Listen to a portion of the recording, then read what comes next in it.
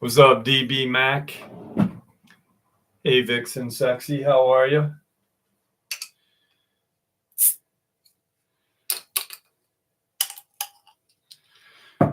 Jesse Good, how are you? Sniff it out. What's going on? Morning, Jane. What's up, The Wolf? How are you, buddy?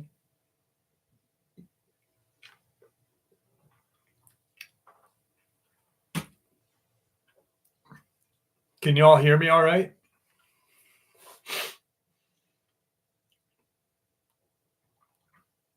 Y'all hear me good? Yes, no, maybe? Hey, MJ, how are you tonight? What's up, Adam Condon? All right, thank you, guys. Tyler, how are you? What's up, Truth Quest?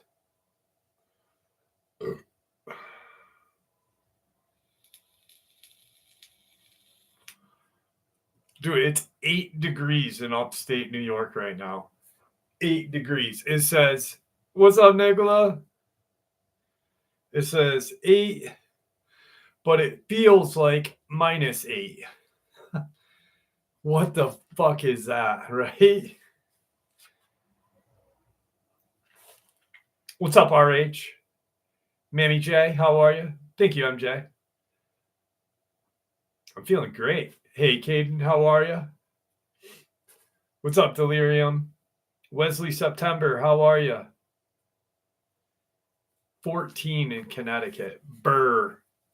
Look at, I don't know if you guys can see that, but do you see that? That's from the cold. My hands just crack. I hate it.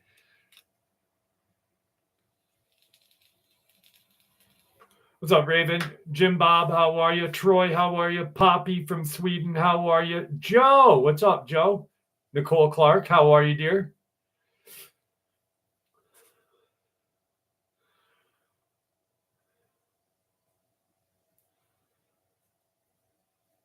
Cows don't eat children.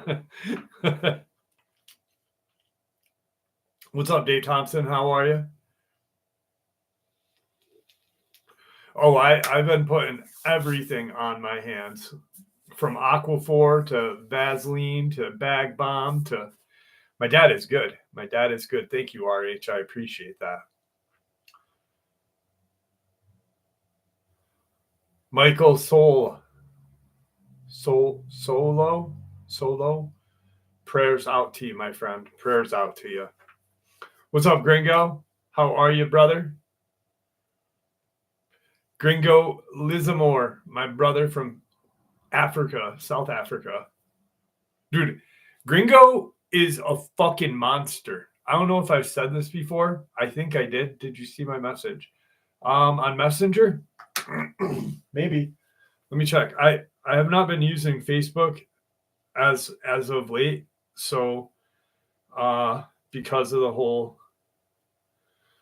Google, or not Google, but the whole Chinese fucking invasion.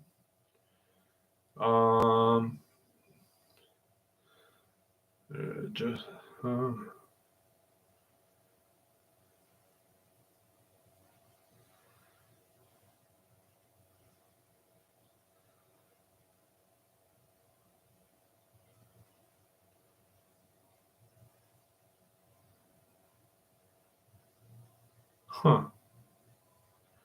Yeah, Jane.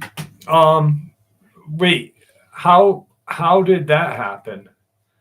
Hang on one second. How?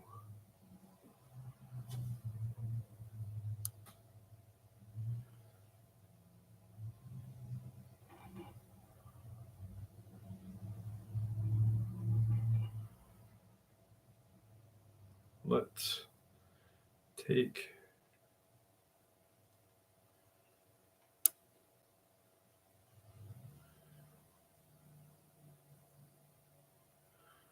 Quietly.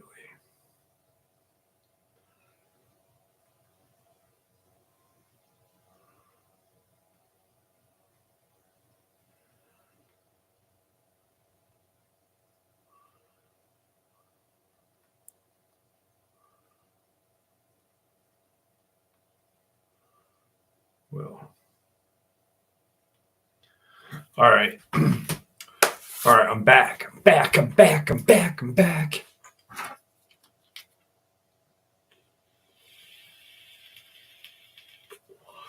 There was supposedly there was a drone in upstate New York. I'm not really sure. Thank you, Jenny. Thank you so much.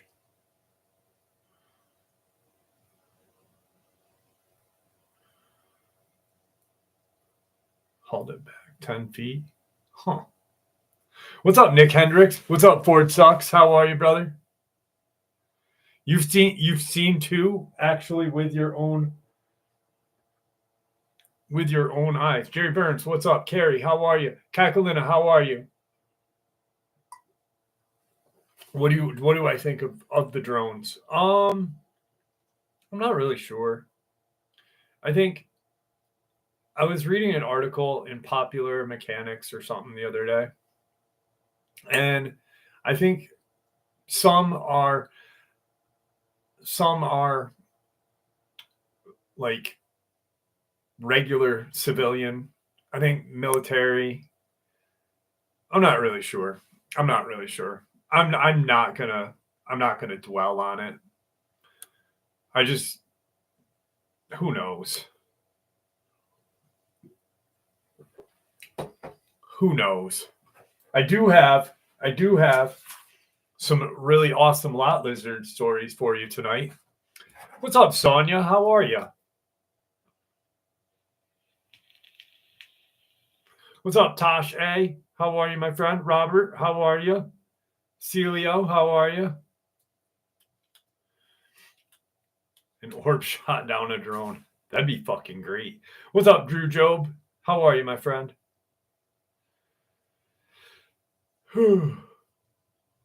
Brian Beard, what's going on?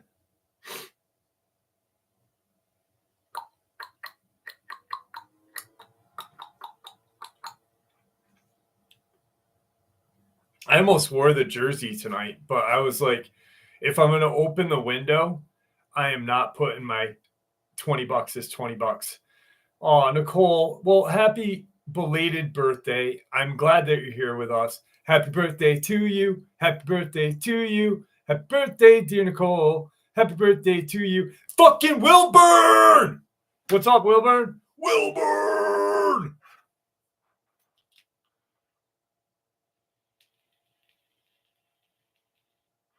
I'm warm tonight. I am warm tonight. I'll be 63 on Wednesday. Well, happy birthday to you. Next week, I will sing you the, they charged a guy 10 grand for shooting down a drone.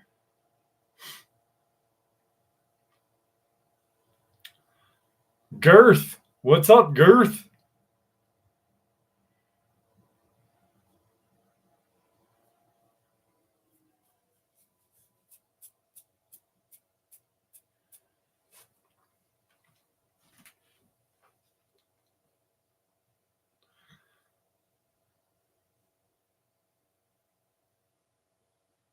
Huh. Strange howls in my woods. I have a new recording of it. You sent me a recording just like 2 weeks ago, right, Drew? I have it on my computer downstairs. I think that was from you. Who has snow? We have snow. We got hit last night pretty good. Pretty good. I had to do some snow blowing. I don't like snow blowing. Snow blowing sucks. And I have a shit ton of experiences for you guys tonight. I gotta shut the door. What the? Did you guys see the little bit sewer pipe?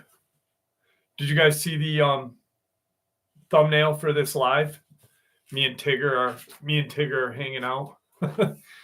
He looks all pissed off. He's like,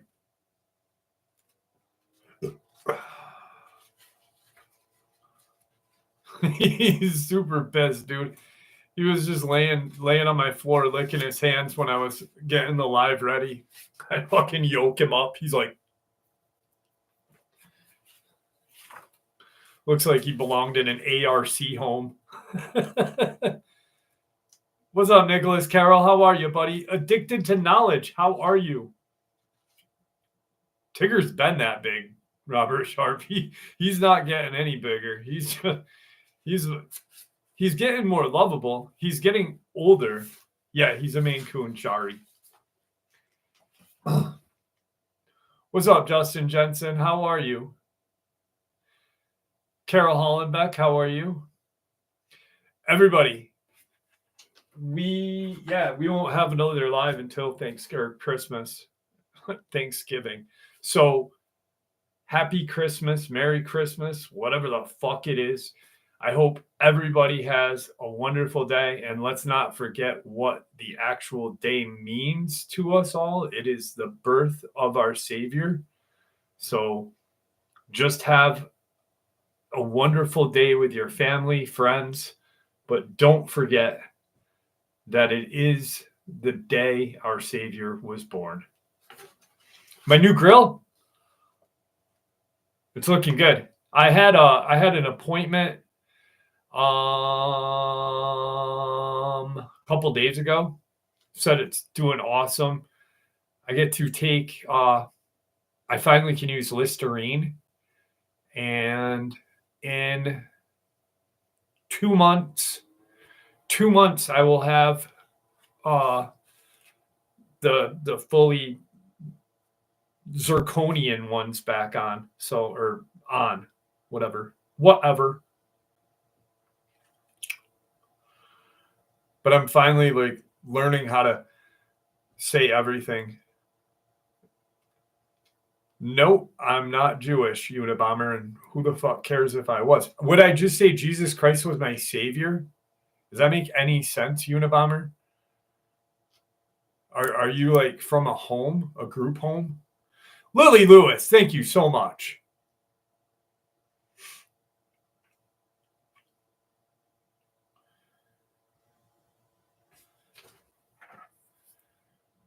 Nope, just came in. No, I am not Jewish.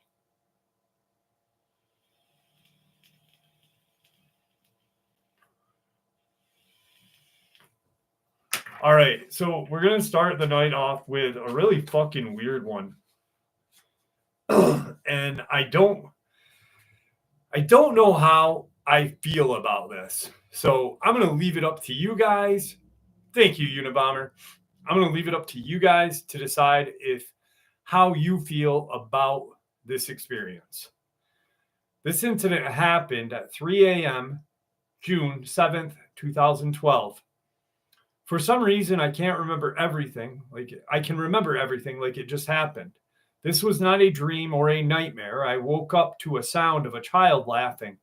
I rolled over to see where the sound was coming from. I saw a boy running back and forth beside my bed. I felt like something had control of my body and could not move. My first instinct was to yell, but when I tried, nothing came out. At this point, I then realized how bright my room was. It wasn't like sunlight, but it was so bright my whole room was lit up. I looked out my window, and that's when I saw a large gray alien out my window. Now, what's weird is my window is on the second floor of my house, so it must have been able to hold on somehow or levitate. Boofus, thank you so much. Levitate. I don't know if it was supposed to let me see it because when we made eye contact, it seemed to teleport away. The only way I can describe the teleportation is that it went from a solid being to a static kaleidoscope type image, then vanished. At that point, I was able to move again. I remember going to the window, and that's when I saw about 6 more of these tall alien gray types slipping back into the woods. But it was so bright, and at that point, I could tell the light source was coming from directly above my house. Addicted to knowledge, thank you so much. I then remembered the boy grabbing my hand and pulling me toward my bedroom door. I remember not being able to fight back. I was in kind of a zombie state of mind. When I reached the top of my stairs just outside of my room, there was a woman sitting at the top of the steps. For some reason, I did not feel afraid anymore. She wore a pink hooded sweatshirt and gray sweatpants, and she told me not to be afraid, that we had met before, and that the boy was ours. But he lived with them, the Grays. From there, all I remember is the three of us walking out of the house and everything went blank. I will add that this is not my only experience with abduction. The reason why I know this really happened is that I remember telling my sister and brother-in-law this experience, and they both looked at each other in shock. They told me how my brother-in-law's mom, who is my neighbor across the street, woke up randomly one night and said that outside was so bright, brighter than daylight, were her words. It was coming from over my house, but she never went to the window because she was too scared. That was over 10 years ago. And I have not seen my hybrid son since.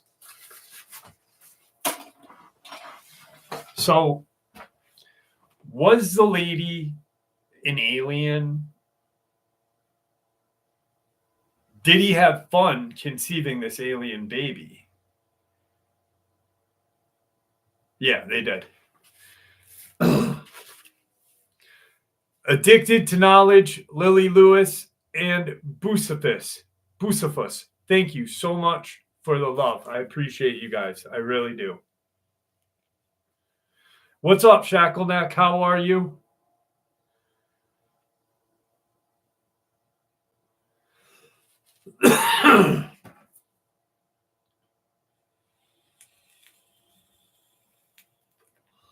So, really quick, I just want to address something.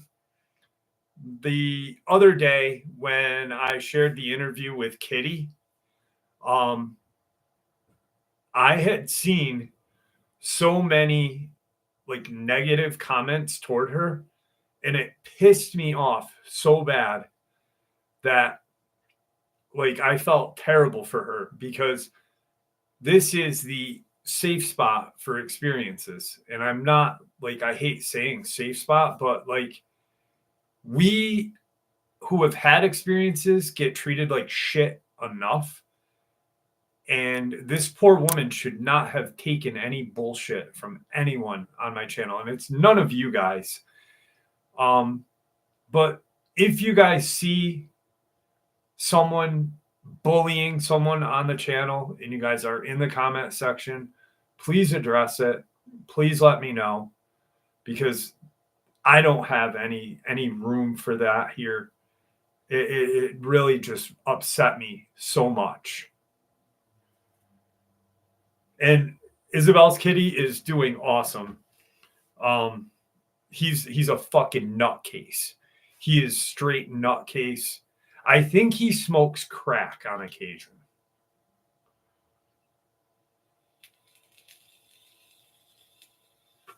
It was Tuesday's video.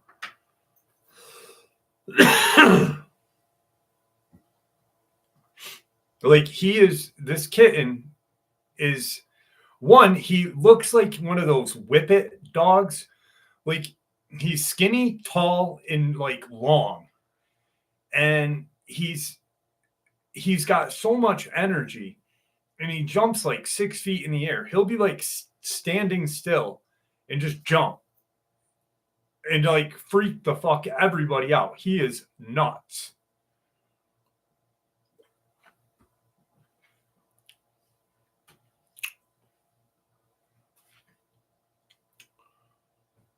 Wilburn, I think it's I don't believe in the Dogman Triangle of Texas. No. I think it's I think there's a lot of zones in Texas. I think someone that made that video came up with a catchy term. But no. And I know which one you're talking about.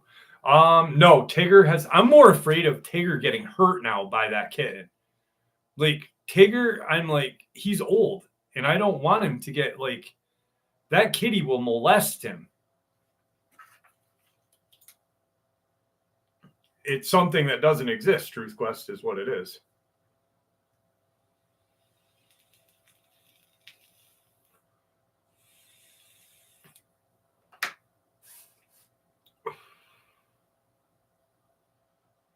What's up, Rosebud?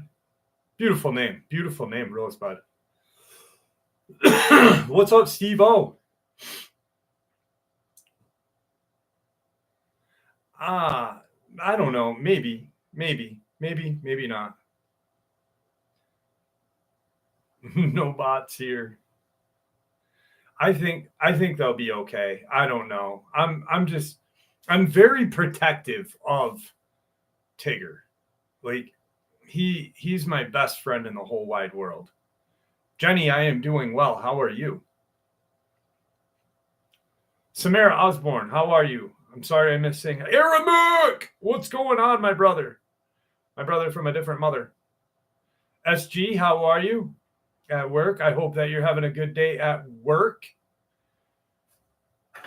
How would you know if it was true, Truth Quest? It's a documentary and there's a video about it.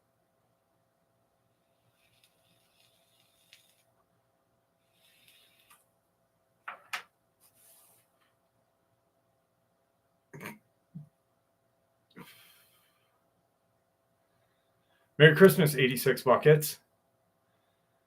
No, it's not a pyramid. It's a triangle. It's a triangle. It's called the Dogman Triangle of Texas is what it's called. There's no pyramid. There may be pyramids under the ground somewhere.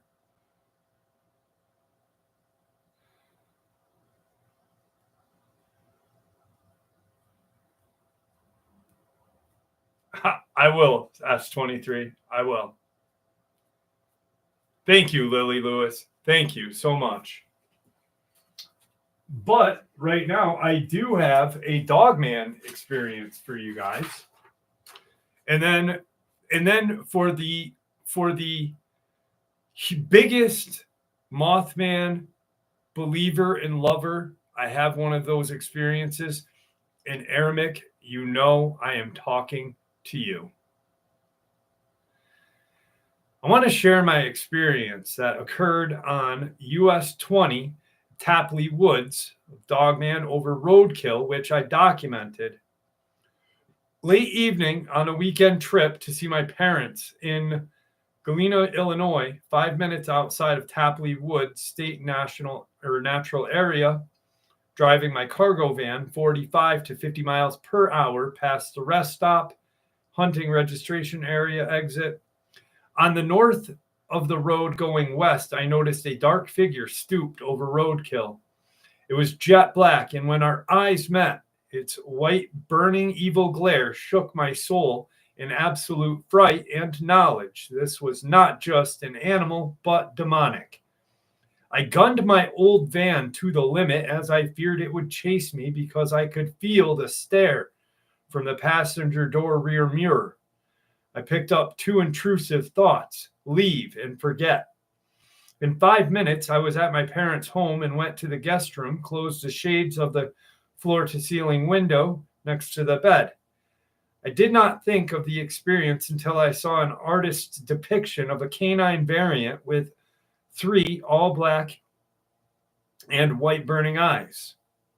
Later, I found another account from an elderly couple. A black, white-eyed wolf man had run across the road in front of them, driving at night on Blackjack Road in the same Joe Davis County, not more than 20 miles away, 125 miles from the famous Beast of Bray Road incident. My brother, who works for the FBI, has also lived in this area with his wife and has said he said that property security found dead deer 20 feet in a tree. I think only African leopards stash their prey in trees, but nothing does that in North America. I suppose a car could have hit something hard, but the winding roads would never let you get up to that speed, and no reports of a crash. After that, in the winter, 500 feet before the convenience store on the road, I saw a giant all-black dog/wolf. It crossed very casually, even though my muffler was a bit loud. I caught up with the security just ahead of the wolf and asked if they saw the monster canine in its rear view. He said no. I Googled if wolves were seen in Illinois at any time. only once in 50 years. If it was a dog, there are strict leash laws and fines. Who would let that out?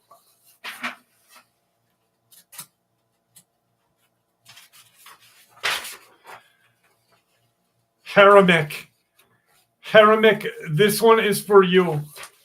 This one is for you, my friend.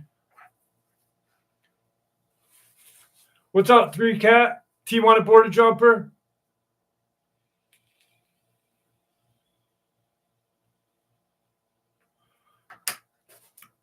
Cold steel makes a hell of a good knife, Caden. Hell of a good knife. I love cold steels. All right. This one is dedicated to my friend Aramic, who has shown me the way of the Mothman. I had an encounter with a winged creature myself and even shared this on a Facebook group that talks about these things. I'm 32 years old and I had never seen anything supernatural or alien in my life until last summer. I'd always been and still am very much a skeptic, and to this day I tried to convince myself that what I saw was actually a really big hawk or something, but I know I'm lying to myself. It was around 3:45 in the morning. I'm driving west on 322 towards Chesterland, Ohio. I'm driving a Freightliner box truck with a load of newspapers. Summertime at night. There was always a layer of fog hanging down around the ground, and the moon was bright and the stars were out. Going about 50 miles an hour through the hills, I see this dark figure in the moonlight that was coming right at me. It looked huge, so I slammed the brakes on and actually ducked down instinctively because I was driving right towards it at windshield level.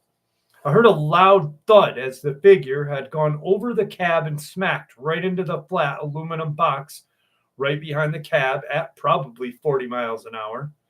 I kept my foot on the brake and came to a stop on the side of the road, probably 75 yards from where the impact happened, wondering if it had smashed into the top box and thinking maybe I could see what it was that I hit. I got out and looked around. The box wasn't smashed in, so I walked around to the back of the truck, and that's when I saw it in the moonlight, almost clear as day. This thing was huge. I thought for sure it was dead, but all of a sudden it rolled over, and that's when I saw its bat-like wings, not bird-shaped. It rolled over and stood on its hind legs and was at least 6 feet in height. The thing looked right at me with these reddish orange eyes, and I literally froze in fear. I could not move at all. It then spread its huge wings out, jumped up, and flew off. I ran back to the truck and took off towards Chesterland as fast as I could, and spent the rest of the night on edge trying to rationalize what I had seen. The closest thing that I could describe this thing as is Jeepers Creepers monster, but I wasn't that close to it, so I could see facial features and much detail. Just a 6 foot tall, bat-winged man with orange reddish eyes. I do that route for work every week, and every time I go through that stretch of 322, I get an uneasy feeling. It freaks me out to this day. What's up, Bang? How are you? Happy holidays to you, my friend. Ned's Lover, what's up? Rockin' Steady, what's up? Outside In. 5 Rings, what's up, my brother?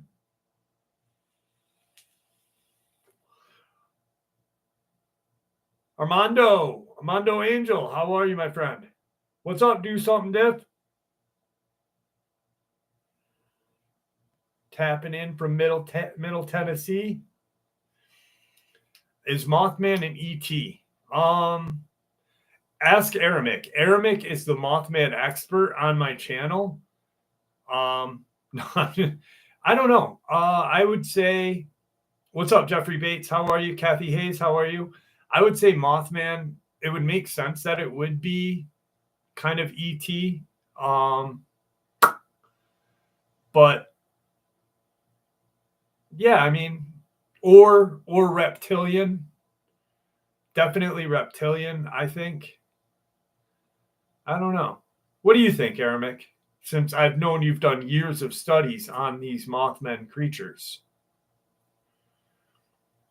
Looking for the caterpillar man.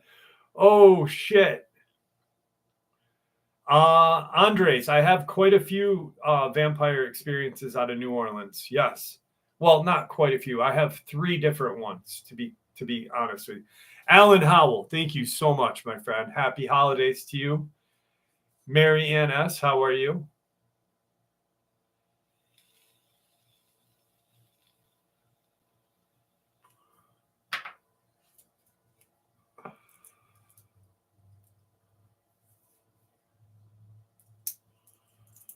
Let's see. Send it my way, Truth Quest. Flash in a pan, how are you? You know what? Maybe in a little bit I'll dig out those vampire encounters from New Orleans. Nolans.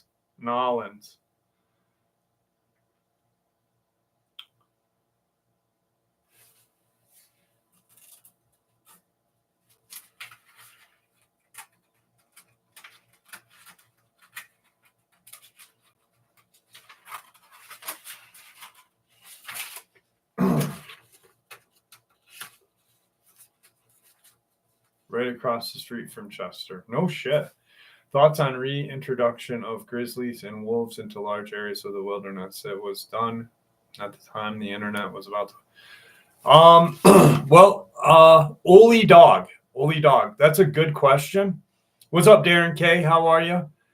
I remember when they reintroduced wolves to the Adirondacks, and as of right now, there are very little wolves left in the Adirondacks. I don't know why that is. Not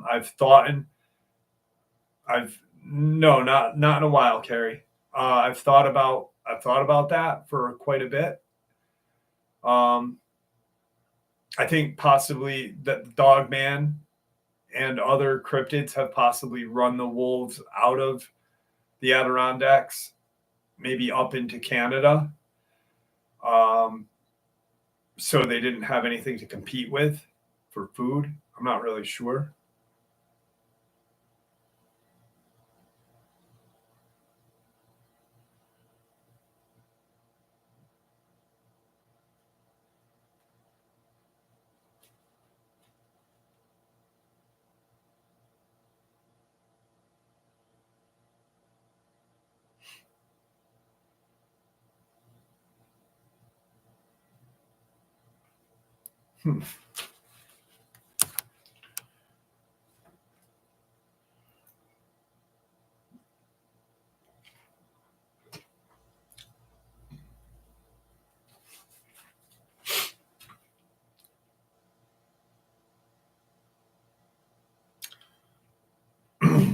No, I don't know. 86 buckets.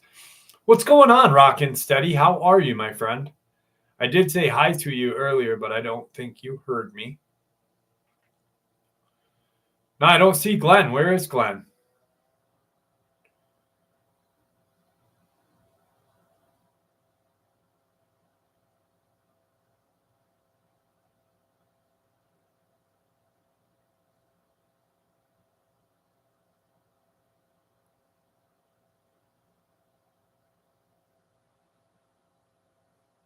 Yeah, where is Glenn? I fucking love Glenn.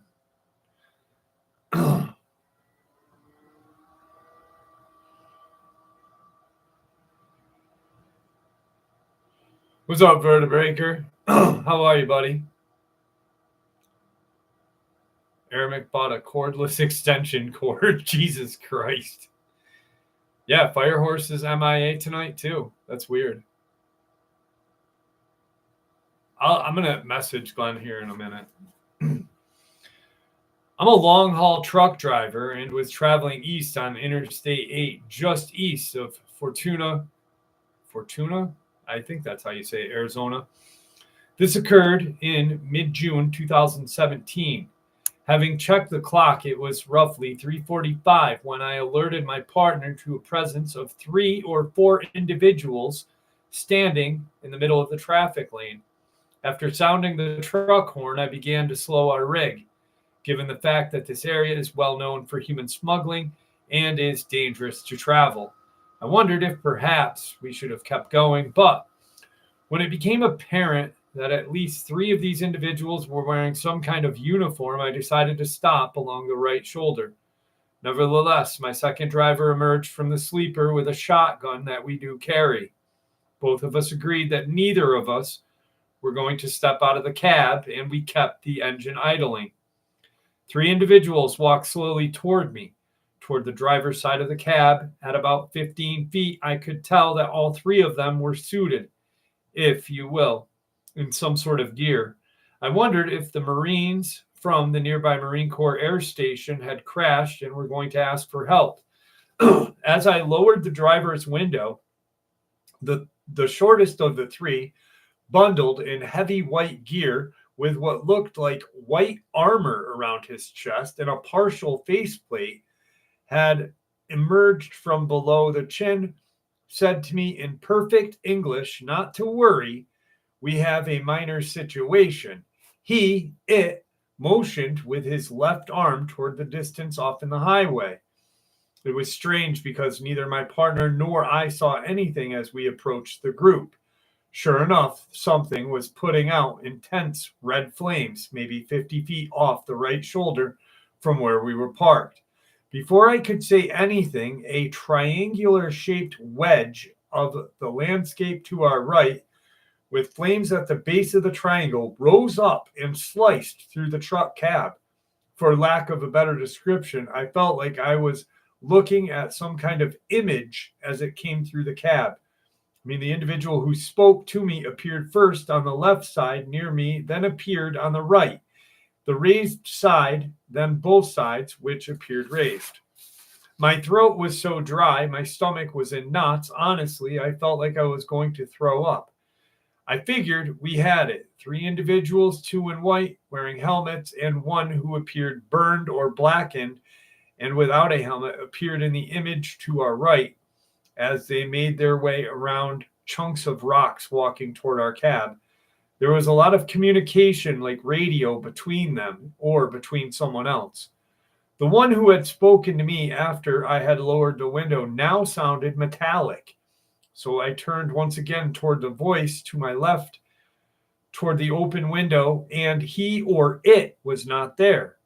I turned toward my partner in the right front seat, who was still cradling the shotgun, but nothing. I mean, it was black, perfectly silent. There were no flames off to the right side. Our clock now showed 5:15, and only the entire encounter felt like it lasted 10 to 15 minutes.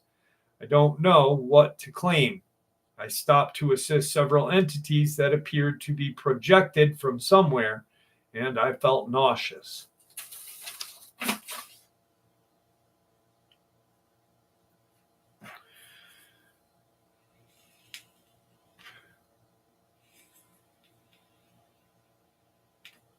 What's up, Steven?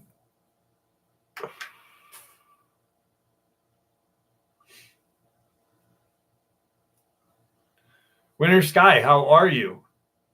Glad that you're here. Yeah, we talked about them for a little bit. There's really nothing paranormal about them. They're drones. I think it's just if I were to guess, the drones would be our military, possibly, I don't know, maybe testing out some new drones, possibly fucking with the citizens, like back in the day when the UFOs and everything were going on in the 40s, 50s, and such.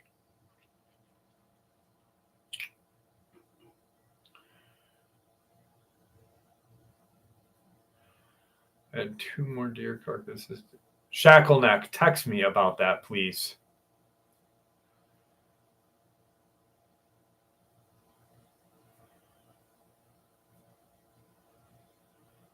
Wesley September, that's crazy. What's up, Kelly Johnston? How are you?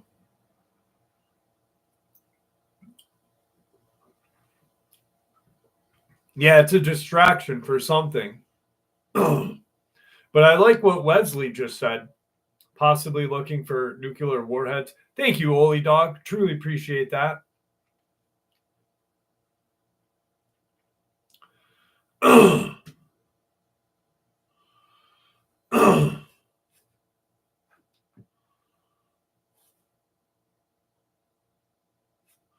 Yeah, like just, they love to. I mean, if they're not looking for something, they definitely like to fuck with us. Yeah, the recovery is doing great. Thank you, Kelly. It's been 2 weeks, and I think it took me a little bit to say my S's, but other than that, yep.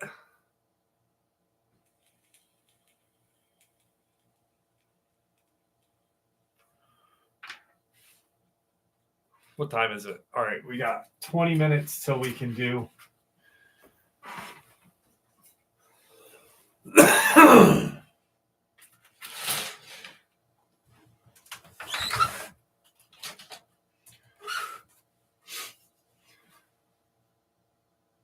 $20 is $20.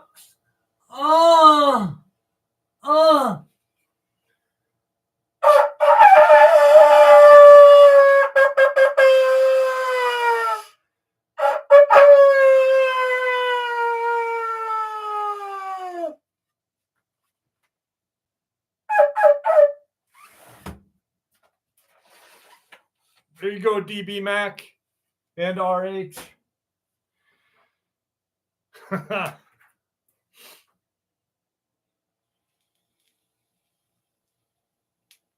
It's still hard to, I'm still like having a hard time.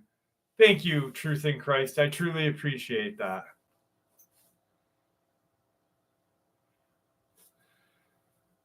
It did sound like a rooster.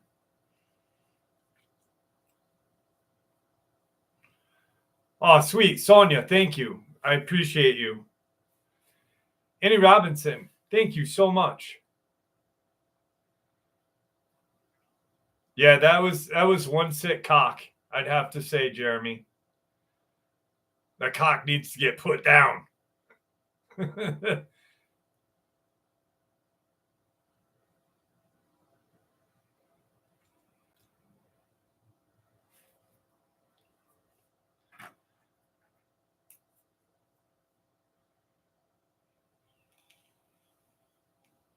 Derek Davies, how are you, buddy? Sorry I missed saying hi to you. You're welcome, DB Mac. I knew you'd appreciate that.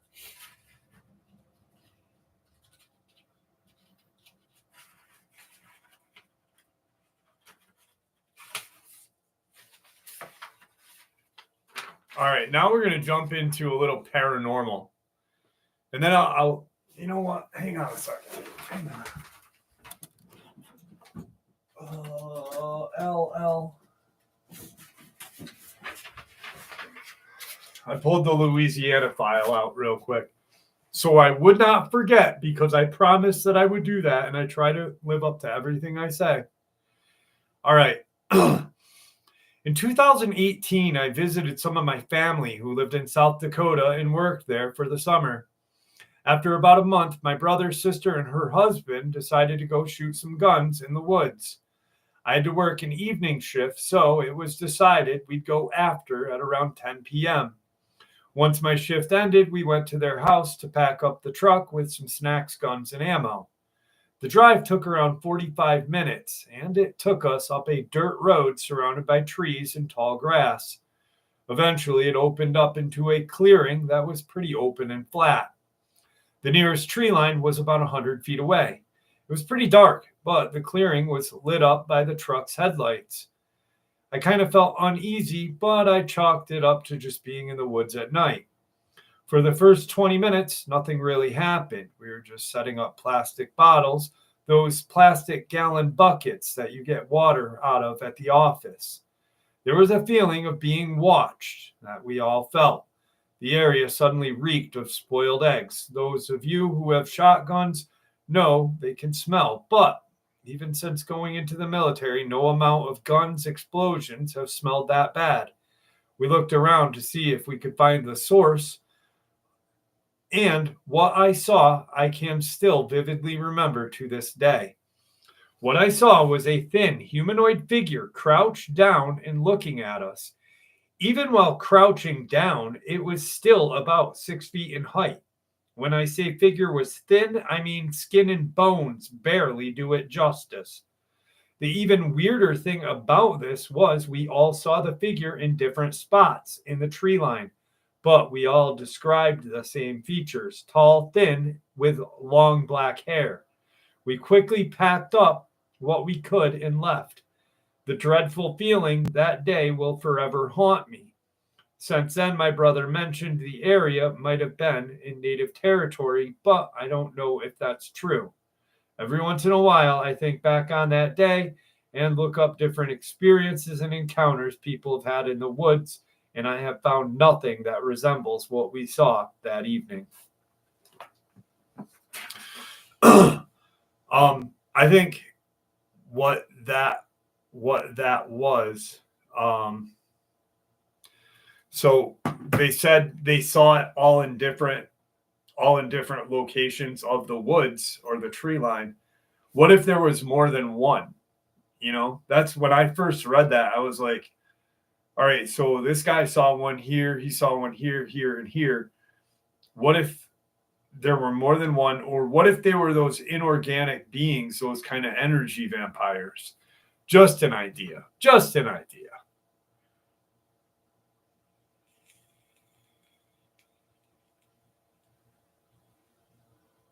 What time is it in the USA? Stephen, in upstate New York, it is 12:44. All right, let me see if I can find the vampire one.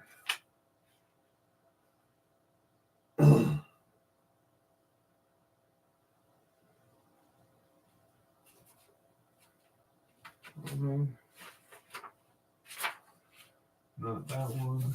Not that one. My encounter. Not that one. Ah, here it is. Here it is. Here it is. Here it is. I found it. All right. Someone asked about vampires in New Orleans. So I figured I would share this. Saints versus Denver, September 2019. Superdome Sports Arena, New Orleans, Louisiana, second encounter. So this is this person's second encounter. I think they're all tied in here somewhere. Hey, Jeff, I hope you are good. I'm a little nervous about this one. This was a massive public event, and I'm not sure how a story like this will be accepted or not. I don't know if this will be bad for the general public and make them afraid to go to games. I don't want any repercussions at all from this. I don't want any backlash from the Saints or the Superdome, but it really happened, and I want you to know about it. Like I said, I'm a terrible liar. I don't make things up because I can't remember lies, so I only tell the truth. It's much easier that way. So if you should want to make the location vague in your description, be my guest. I don't want any flack from this encounter. Please don't mention my name. It is another completely true incident you may find interesting and might want to share with your listeners. It was a very brief encounter, but I do have an intense photographic memory at certain times. My friend who works locally in the area where I live got some tickets offered to her to go to the Saints game at the Superdome in New Orleans. Some season ticket holder seats that the owner of the tickets wouldn't be using for the game. She called me and asked if I'd like to attend. I said sure, because I seldom went to the games at all, mostly just watched them on TV. I thought it may be fun. I don't think I had ever attended a game before the Superdome since living in Louisiana.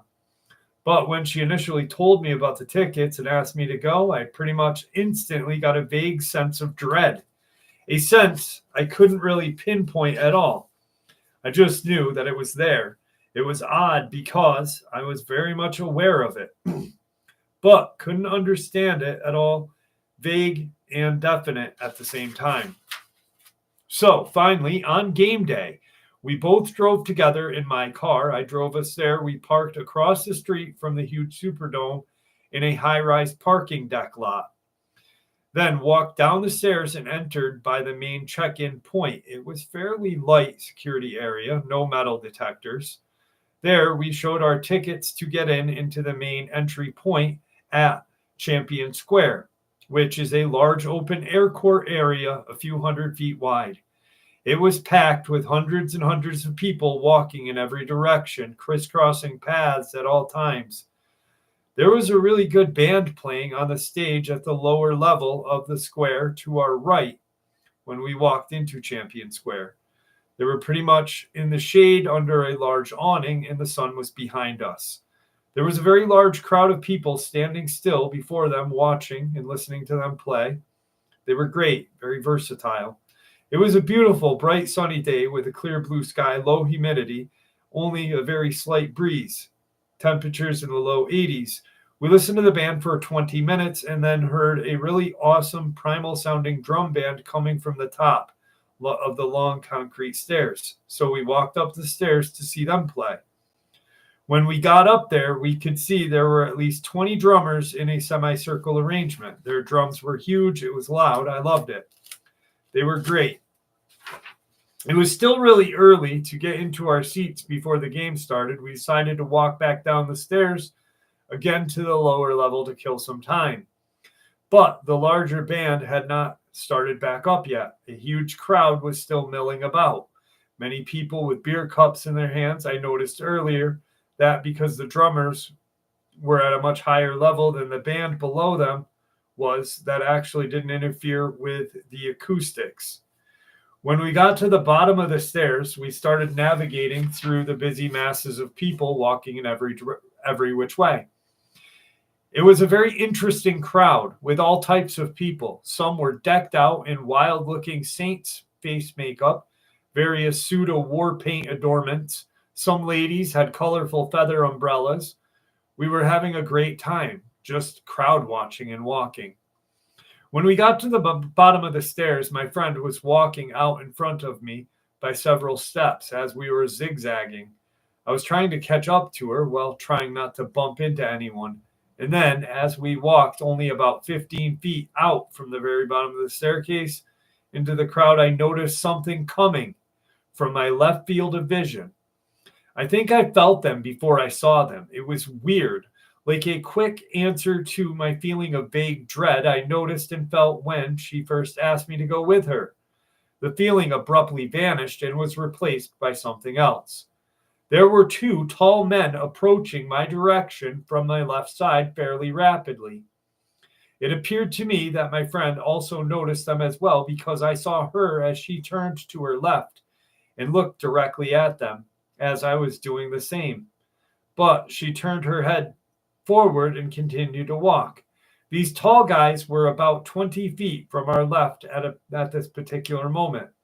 They got my attention because right away I noticed they moved at a slightly faster pace than the rest of the crowd was actually moving. As they moved toward me, approaching from my immediate left, I could see they were both the exact same height. I'm guessing 6'3". My first momentary impression was, oh, how clever. They dressed up as vampires, I thought to myself. But that impression quickly vanished as they continued to get closer to me, because it was becoming quite clear as they moved closer, these were not people in costume, but something much more grotesque, something much more odd, really odd. They were both wearing small brimmed black hats on top of their heads with black long sleeved unwrinkled shirts. Their shirts were not tucked in, but outside over their pants. I couldn't see belts or loops. Their shirts were tailored and buttoned down the middle. Their cuffs were also buttoned up. They wore long black pants, like black jeans, but faded somewhat. They had on black leathery shoes, worn out looking. The buttons down the front of their shirts were that clear plastic, but slightly yellowish in color, as if old and were buttoned all the way to their necks, completely buttoned from top to bottom. They also both had on very dark black sunglasses to where their eyes were not visible at all behind the lens. I couldn't see any hair at all on the sides of their faces or their hands at all. They were both very tall and thin, the exact same build. They looked almost like twins. But their faces is what really took me by surprise. They both had on the same exact dark sunglasses with heavy black frames. I noticed as they approached me that their facial skin was a shiny grayish white with an underlying hue of faint but very apparent blue to it. Kind of shiny, but looking like their skin was made out of a glossy wax or gel-like substance. Their necks looked the same color, and so did their hands, which were both down at their exact sides as they walked. They had nothing in their hands as they walked, and their hands were not clenched, but somewhat relaxed looking. Their nails were as white as their skin color was. Their hand shape looked unremarkable except for the waxy white-blue color that was very similar, if not identical, to their facial color. They also appeared to have long fingernails that seemed to be sharpened. They actually appeared to have 3 or 4 layers of skin color. Their outer layer of their skin looked glossy, clear, and shiny. The second looked pure white. The pure light blue at the third, which was more apparent in the shading at the prominent angles on their faces, such as their cheeks, below their chins, and near their ears. There was a sheen of gray, but I couldn't determine where it appeared with certainty. But it was evident somewhat. As they rapidly approached me, I literally had to stop quickly in my tracks because otherwise I would have collided with them. They both acted like they didn't even notice me or even anyone else in this huge crowd at all. They never moved their heads but seemed to be looking just straight ahead. They both walked directly in front of me as I stopped just a short from them, only a few inches away. They were close enough to where I could have put my hand forward a little and could have easily touched one of them as they passed by.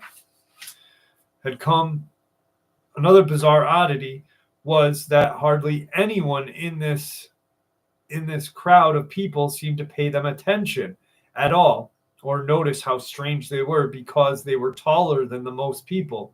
They seemed somewhat innocuous as they moved through the crowd. Most people were somewhat shorter, so they would have been looking in the middle of their shirts and not their faces. I detected no emotion coming from these people. They seemed almost robotic in action and manner. As they passed me and got about 20 feet towards my right, I did notice one woman almost bumping into them as I did. When she looked up at them, I saw her snap her head backward in a shocked manner at their faces. She was wearing a white shirt and a black shirt and carrying some type of clothing over her left arm. That was the only person I noticed in this crowd who reacted to their presence. To me, that wasn't a very comforting thought because I don't lie and don't make things up to validate my sighting of these two odd creatures. If there was any security video at all that was recorded on that day at Champion Square, these two things should be evident on the recording of the video and from many angles as well. I didn't mention it to security there at the time or anyone else because it was bizarre. I didn't know how they got into the area to begin with. Security by the main access point that we had come through to present our tickets would have noticed them. They were leaving. That was obvious. The game wouldn't be starting for another 15 minutes. The whole encounter as they approached me then passed so closely in front of me and lasted 25 seconds to 30 seconds, if that. They walked at a brisk pace. They looked like they were not about to stop for anyone. I could clearly see they were heading straight toward the exit because the sides of the crowd before me blocked my view after that. I didn't actually see them exit the area. I just knew they were heading that way. It was obvious. After I couldn't see them anymore, I continued walking, zigzagging to catch up to my friend, who was now 30 feet in front of me. Did you see those odd-looking guys in the black outfits and white skin? She just laughed and said, they must be vampires. And she just kept walking, totally unconcerned about it. I felt a little mild shock, to say the least, by what I had just witnessed. Their faces looked waxy, pretense of a human being, and a very bad smile of one at that. Without any further notice of seeing them, we later made our way to our seats and watched the entire game. I kept scanning the crowd to see if they were there and present, but they were not. We stopped for dinner at a nice restaurant to avoid traffic that was heading back, but they were always in the back of my mind during our conversations. Due to the fact that I clearly saw them, it also leads me to wonder if there was any type of odd incident or hidden crime at the Superdome that day. Did someone go missing? That was never published in the newspaper. These strange alien-skinned looking twins also walked very strangely with pronounced odd, very forward-leaning, synchronized gait. They also were walking in complete unison, step by step by step. I noticed they also did not have hair on the back of their necks either. Their skin color was the same as their face and hands, this bluish hue. They both seemed mentally laser focused on moving straight ahead. So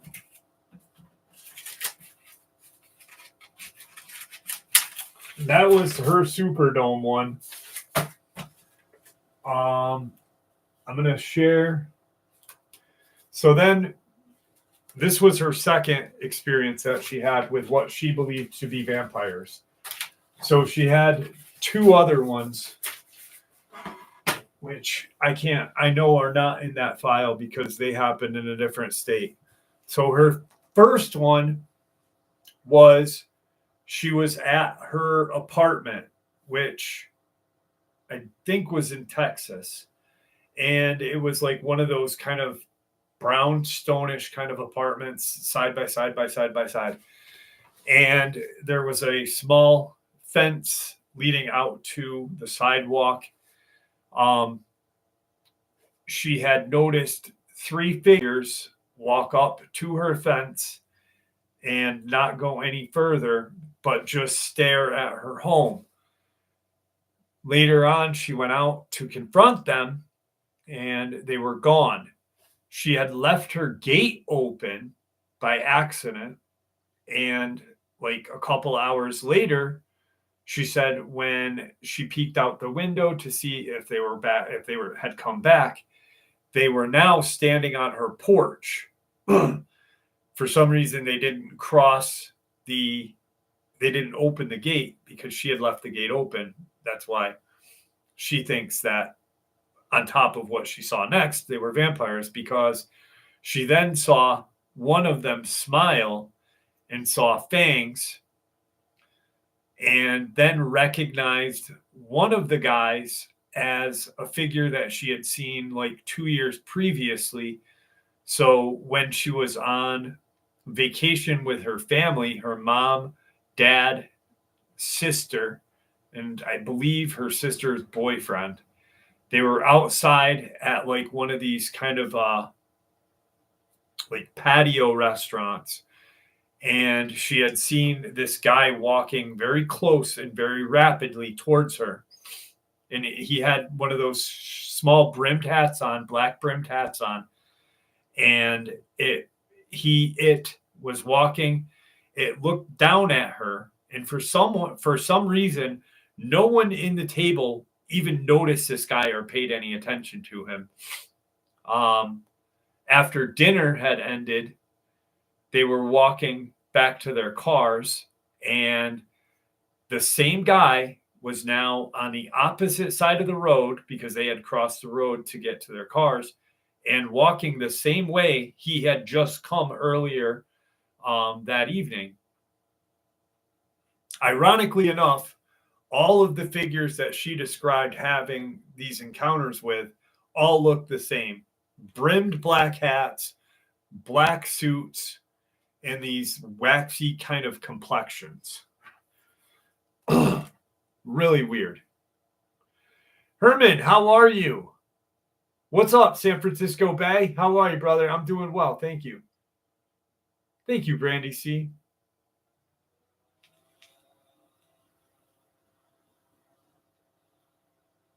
Yeah, where is Gravity Cheeseburger? What's up, Puma Pete? Thank you. Derek Davies, we talked about drones a little while ago. I don't really have a. Are there any New York cryptids? Yes, I saw a Dogman. I live in the Adirondacks of New York, so yeah. I don't really. I don't know. I think it's our government fucking around, to be honest with you. I don't think anything other than. I don't think it's aliens. I just think our government is testing to see where humanity stands, maybe. I don't know. Something bad's going to happen probably in the next year or two. So we probably all should be ready for something. You know. What's up, Savage Lunatic? How are you? Lisa Marie? Definitely our government. Maybe Johnny Ohm.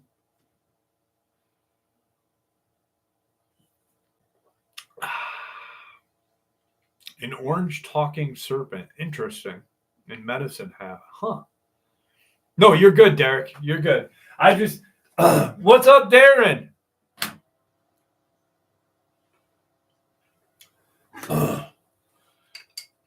Well, unless you're in the government and know 100%, I mean, your answer is your theory, right? That'd be it, right, Darren K?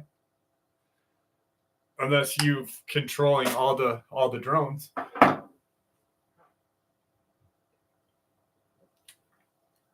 What's up, Lake 17? How are you?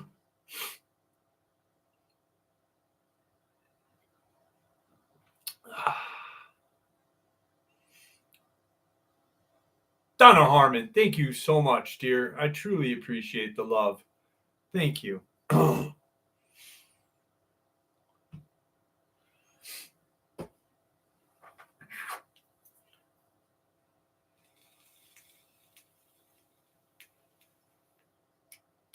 John, watching from the UK. I appreciate that. One subscriber at a time.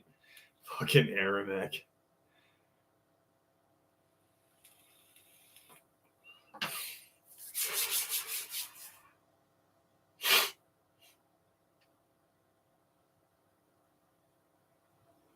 He's with Glenn and Firehorse.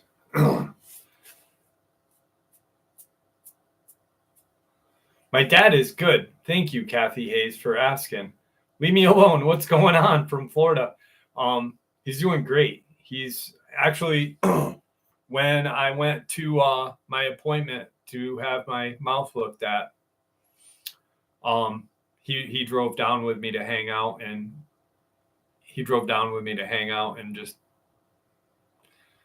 just chill, to give my mom a break. I had to get him out of the house to give my mom a break. He annoys the shit out of my mom, and I have to keep reminding her, hey, we almost lost him a year ago, you know? Like, I know he's fucking annoying, but daughter had a baby, Jeff. Not sure if you noticed that earlier. No, I didn't. Congratulations to you for being a grandma. Is that your first grandchild? Thank you, Arabic.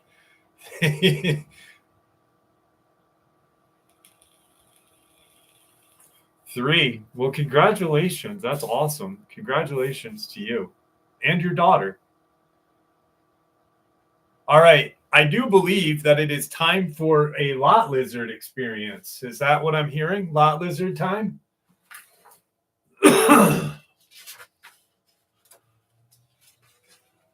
All right. There we go. A little bit of lot lizard juice came up. That's fucking gross. Okay. Here is our first lot lizard experience of the night. Look, my hair's growing back now. Yay. It looks like shit. All right. In the desolate stretch between Omaha and the Wyoming border, there was a truck stop named Daisy's Diner. Neon lights flickered in and out, promising warm coffee and greasy burgers to weary truckers. It was the kind of place where the night blurred into day and shadows seemed to dance as the hour grew late. As the midnight bell tolled, whispers drifted through the smoky air, the hushed legends of the lot lizard. These weren't ordinary lot lizards. They were known for their captivating beauty and lethal charm, rumored to possess supernatural allure. Some said they had connections to the supernatural realm, while others speculated they had merely perfected the art of seduction, luring hapless truckers into an irresistible trap. But beneath their sultry exterior lurked a darker truth. These seductive beings were killing the very men they enchanted. Jake, an overworked independent trucker, pulled into Daisy's lot one stormy night, hoping to ease his fatigue with a slice of blueberry pie and a cold Coke. He was oblivious to the tales spun by the other truckers around the diner's chipped Formica tables. "Hey, newbie," a grizzled veteran shouted across the diner. His bearded face barely showed through the haze of smoke. "You better be careful of the lizards out there. They're going to get you." Jake laughed it off, rolling his eyes. "Yeah, right. You're just trying to scare the fresh meat." "Suit yourself," the old man barked, finishing off his greasy plate. "But last month they took old Billy. He never left the rig." With a light shake of his head, Jake turned back to his plate, but he couldn't shake the unease that filled the diner. "Thank you, Aramik." The atmosphere was thick with the scent of fried onions and mystery. As the rain tipped the roof in a relentless rhythm, a striking figure emerged from the shadows of the diner's porch. She was a vision of allure, drenched in rain and wearing a skin-tight red vinyl number that splashed against her curves like paint. Her hair shimmered dark and cascading behind her, and her skin glistened as though touched by moonlight. She had an oddly feline grace, and her stride radiated confidence that sent shivers through Jake's spine. "Hey there, big guy," she said, her voice a sultry mix of sweet and dangerous. "I saw you checking out the pie inside, but I'm the better dessert tonight." Jake swallowed hard, eyes darting to her curved lips, and hinted a mischievous secret. I think I'll just stick to my pie," he stammered, though the very air seemed to thrum with tension. "Oh, don't be like that," she purred, leaning closer and teasing with a teasing smirk. "I promise you'll leave your cares behind." As she beckoned him with a finger, Jake felt his body responding in ways he'd never anticipated, grounding all sense of reason. With an awkward chuckle, he rose from his seat, letting instinct drag him toward her. "Let's have some fun, shall we?" They slipped behind the diner into the obscured corners of the gravel lot, where the dim light flickered ominously. A creeping dread simmered beneath Jake's bravado. He couldn't shake the warnings of that grizzled veteran from his mind. "Is this where the magic happens?" Jake quipped, trying to sound jovial. "Or are you going to eat me for breakfast?" "Let's just say you'll be seeing stars," she responded. Just then, without warning, the woman transformed. Her skin grew scaly and her eyes gleamed like a cat's in the dark. Jake's heart raced. He stumbled back, tripping over an unseen rock, landing painfully on the gravel. "You've been a bad boy," she hissed, her voice taking on an echoing, distorted tone, "and bad boys get punished." In a panic, Jake scrambled to his feet, adrenaline pumping through him like a raging river. Wait! This isn't what I signed up for." He looked around desperately, the diner now feeling like a fortress miles away. A cackling laughter filled the night as the lot lizard lunged at him. In a split decision, he lunged for his truck's door, flinging it open and shouting, You think you can just play with me? I'm here to haul freight, not to be dined on. To his surprise, she hesitated, taken aback by his audacity. Well, that's a new one, she chuckled, suddenly sounding more amused than menacing. Must just swoon and give in. Yeah, well, I'm not most men, he replied, heart still thundering in his chest. In an unsuspecting twist, a playful smirk crossed her lips. All right, you've got spirit. How about this? You might live tonight, but only if you bring me the best dessert from that diner, something worth the calories. Jake felt the weight of relief rush over him. You got it, he replied quickly, racing back toward the diner, determined to turn the tables on this would-be predator. The next few moments were a flurry of chaos as he dashed to the counter and ordered an ice cream sundae. That was second to none. As he emerged, successfully balancing the sugary tower, he saw the lot lizard pacing and waiting. Here you go, he exclaimed, plopping the masterpiece on the ground between them like an offering. She paused, taken aback to his audacity once again, but clearly intrigued. You impressed me, she confessed, lowering her voice. No one's ever done that. Most just scream and run.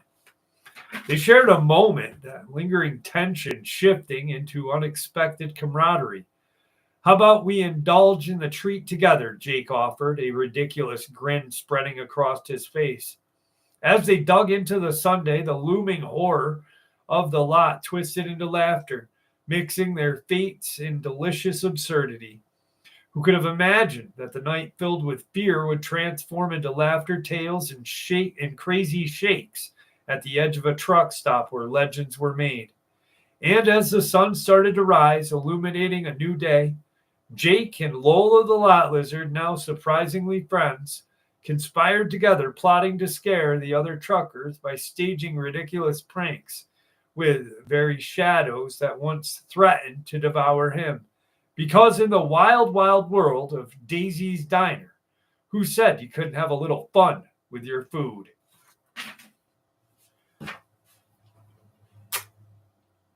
What's up, Nino, you sexy motherfucker? There's Fire Horse. How are you, Fire Horse? TW, what's up? Delirium, thank you so much. I actually control all the drones.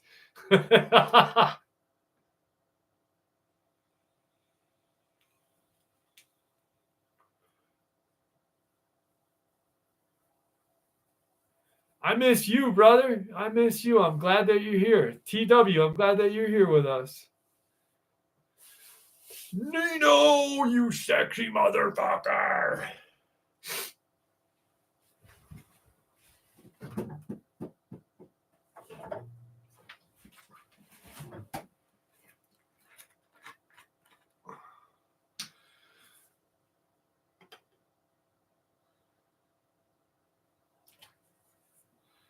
My line Coke.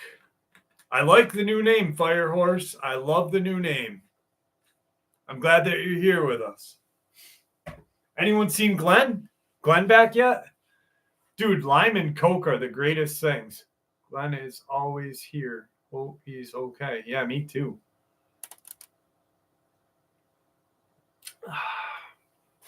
Lime Coke? You guys have never had lime Coke? Lime Coke is the greatest.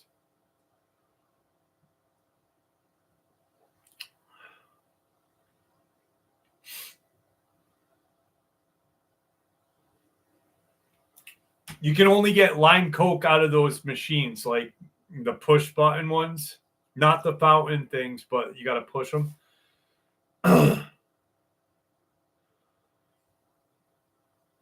It's just lime juice.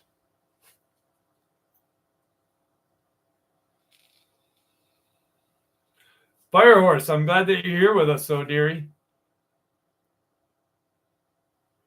Why? What happened, Shari? What happened to Glenn? Done with what?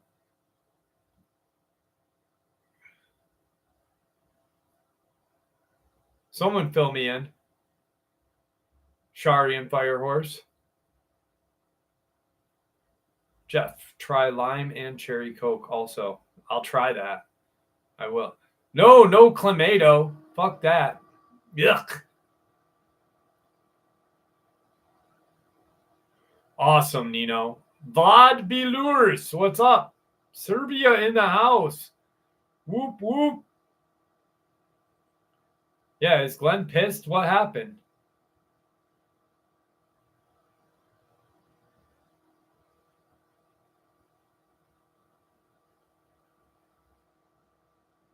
Oh, why? What happened, Shari?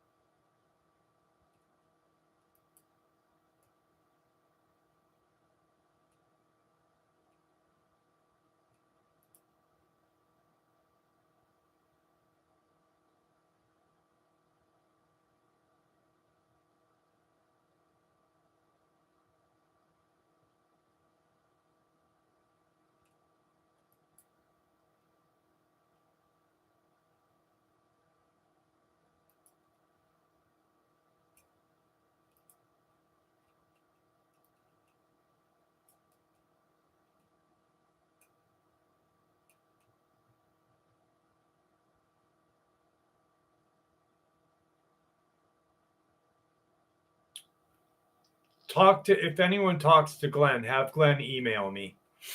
I'm going to take care of it.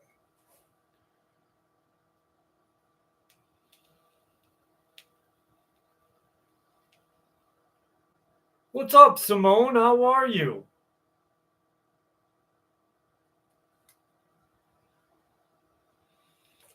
I can't drink Pepsi. Pepsi is like drinking TW. I already did, brother. Pepsi is like drinking like dirt water.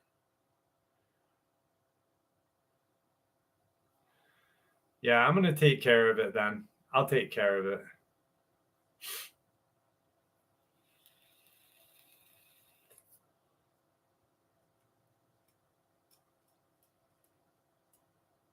Aramic is a mod. Jane is a mod. 59th is a mod. If you guys see any of that shit going on, take care of it.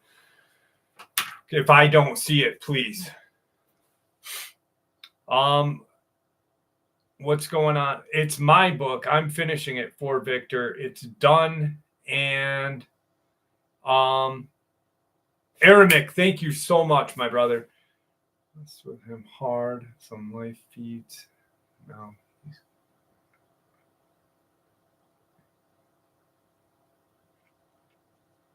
Sonia, just message Glenn and tell him to send me a message, all right? Send me an email. I'm going to take care of it all today. Actually, I'm going to take care of it right now.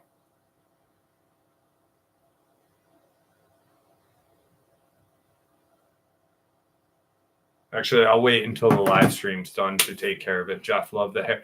Dude, you want to know what happened? The guy that cut my hair. So you haven't been here in a long time, Nino. 2 weeks ago, thank you, Robin.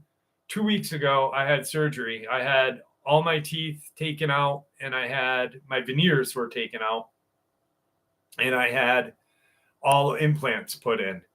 So I don't know what was going through my head. I went to get a haircut, and I was just like, let's cut it. And I'm probably not going to come in for a haircut for a while. Well, the guy cut my part. I don't know what he did. And it wasn't going to grow in right. So I had to go, whoomp. And I fucking cried. I got it taken care of, Truth Quest. I got it taken care of.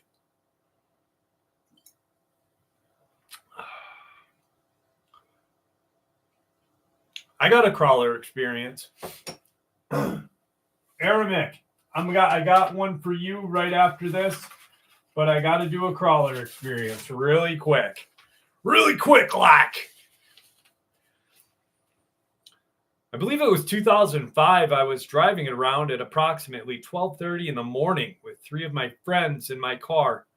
We stopped so my friend and I could relieve ourselves down a dirt drive. Excuse me. What the fuck? Sorry, guys. I believe it was 2005. I was driving it around at approximately 12:30 with 3 of my friends in my car. We stopped so my friend and I could relieve ourselves in this dirt driveway. I knew the driveway was there, having seen it during the daytime. It was just a place where the town of Farmington, New York, would dump old asphalt. I was on the driver's side of my car, my friend on the passenger, both looking in opposite directions. I saw something on the top of a small hill, maybe 50 feet in front of me. I thought it was a tree initially, but it turned and started to move from my left to my right. It was very tall, at least 8 feet, maybe 10 feet, extremely long arms that stretched down to their knees. Was gray or white in color and had somewhat of a small head. The words that came to me were, "What the fuck is that?" But before I could utter those words, my friend said, "What the fuck is that?" I turned to get back into the car, which I left running, but the headlights were off, and I saw another one in the direction he was facing. It was absolutely terrifying, and if I had a gun with me, I wouldn't have done a thing. But what I did was drive away as fast as possible. The other people in my car caught glimpses of these creatures, but not as well as me and my friend. Initially, I could only assume that they were aliens.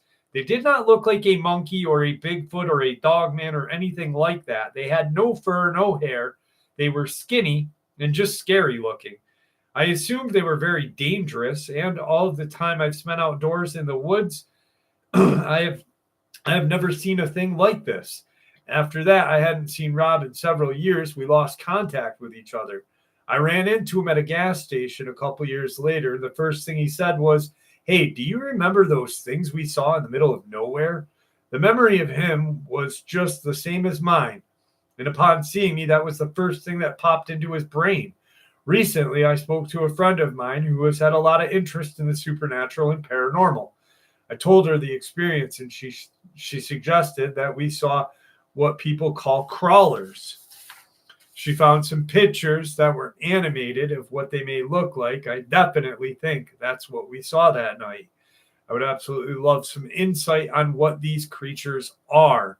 It absolutely terrifies me to think that these things are in our woods. What's up, Sumner? How are you, buddy?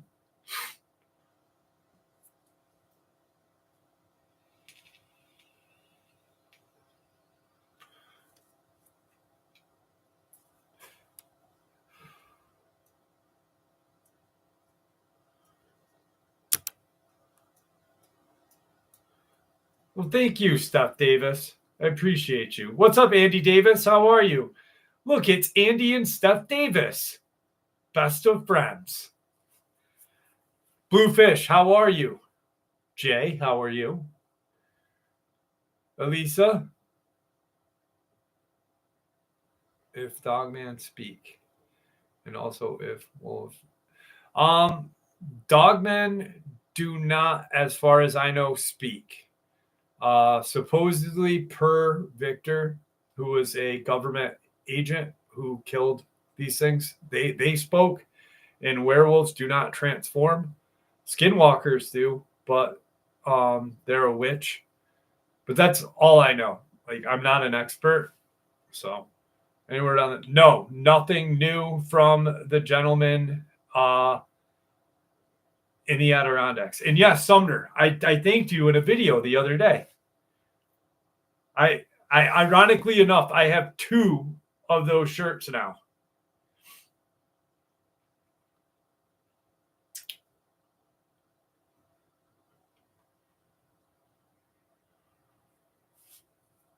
Thanks, Aramek.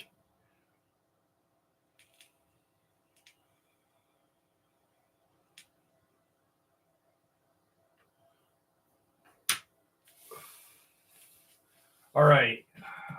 One last lot lizard.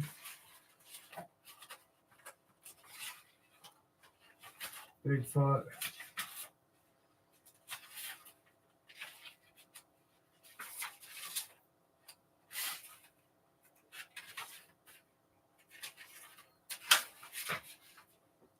This one goes out to Aramek.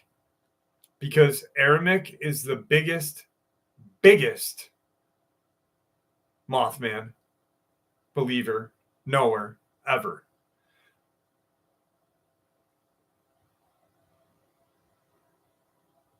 What's up, Brian Cook? How are you? I do, DB Mac. I do. All right, here we go. This happened around 2008 or 9, and I'm just now sharing it. I'm 56 years old. I've only told 2 people about this. I was on Telegraph Road heading towards Toledo, Ohio. I had just picked up my brother in LaSalle, Michigan. He's 2 years younger than I. I was driving and he was in the passenger seat. We had just passed a horse farm, and then there was a stretch of wooded area. Not thick woods, just quite a few trees. I was going 55 miles an hour. Then something to my right caught me off guard. I looked over to see if my brother saw it, and he had a stunned look on his face, just staring out the window at this thing. There was this thing in the woods, flying, keeping pace with us. My very first thought was, there's a man with a jetpack on. Then I realized that it had wings. This thing was probably 8 feet in height, and it had huge wings. It was black in color. It was almost racing us, it seemed. It then turned its head to look at us with these large red eyes. My brother and I looked at each other. We didn't say a thing for a few seconds. One of us said, "Did you see that?" And then the both of us said, "What the fuck was that?" We looked back over and it was gone. I slowed down a bit and we kept looking, but we didn't see it again. I just texted my brother today and asked if he remembered this. He said yes, that it haunts him still to this day. He doesn't talk about it because he doesn't want anyone to think he's crazy. That's how I feel. I have tried not to think about it, tell myself that it was a turkey vulture, but it was definitely not. If my brother would have said no, I wouldn't be sharing this.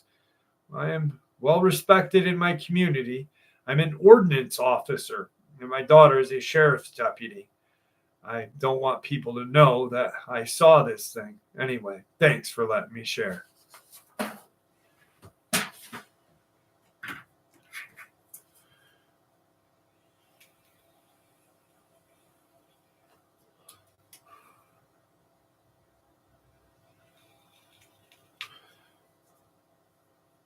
Anybody know how to tell the phone is unlocked for any service?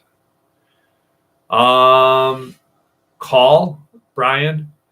What are you, if you have an AT&T, tell if AT&T phone is unlocked. So whatever service plan you're going to go with, contact them. So like if you're going to go with AT&T or Straight Talk or whatever, contact them and then give them the IME number and they'll let you know if it's unlocked or not. Could have been a demon. You're absolutely right, Bluefish.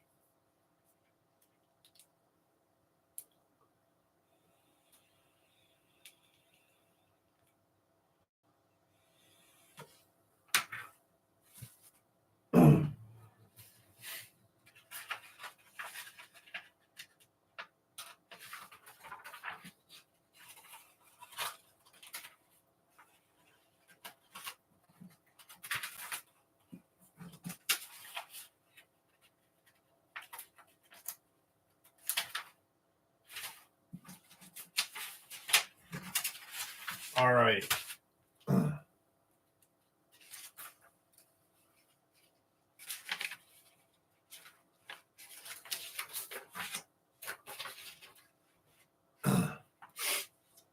Here we go, my friends. Here we go. I tucked this away and have never told anyone before. We live in Southern California, east of LA. This incident occurred in 1996. My wife and I were leaving home early this particular morning. It was still dark. As we were trying to get onto a major highway near our home when we hit something coming out of our residential area. It ran extremely fast in front of our car, and I had no time to stop. I hit this thing. I came to a stop as soon as possible. I told my wife I was going to get out and take a look at what I hit. She begged me not to get out. I was sure that I had hit a dog. I stepped out And as I rounded the car, the headlights of my car shone upon something that I had never seen before. It was disturbing. I backed up a little bit and I realized what I had hit was not a dog. I have owned and trained large dogs most of my life, but nothing compared to the size of this thing. Nothing about it resembled what I would say was a domesticated canine. Everything about this was wild and bulky. It had what looked like a lion's mane. It had teeth that looked like they came out of a Hollywood horror movie. I can't even begin to describe the fright I had seeing this thing. I backed up a bit more. I could see its teeth were unusually large and sharp, and there was a pool of blood forming underneath its mouth. Its eyes were open, but yet it wasn't moving. I could still see the bright amber color in its eyes. My wife stepped out of the car and asked what it was. I said, I don't know. We got back in, backed up, and drove around it. I said, if it's still there when we get back home, we'll take a closer look. Later that day, when we got back, it was gone. A dried pool of blood was the only evidence that remained. And to this day, we kept quiet about the incident. So 26 years later, I now feel compelled to come forward, not because I feel guilty about the experience, but because I had another unexplained sighting. We live in the same home as we did with the previous incident. One evening, I was a few blocks away from my house, going through a house that I was getting ready to sell. I'm a realtor. Rocket steady, thank you! I'm a realtor and own my own real estate business. When I was finished, I exited the front door of this house, walked to my car that was parked in the driveway, and got in. As I backed out onto the street, I observed a large upright beast cross behind me. I immediately stopped, looking out the passenger window. This creature was running on its hind legs in between the house and the neighbor's property. I sat in my car dumbfounded by what I had just witnessed. Then I had a flashback of the incident in 1996. I quickly realized that this was either the same creature or something very similar. That was the last time I saw this creature, but now I realize that there is an unknown upright canine creature living in our area. Thinking back to the last encounter, I estimate that it was easily 8 feet in height and had a very human-like gait while it was running. Now, that happened in San Bernardino County, California. This is the second one in the same year.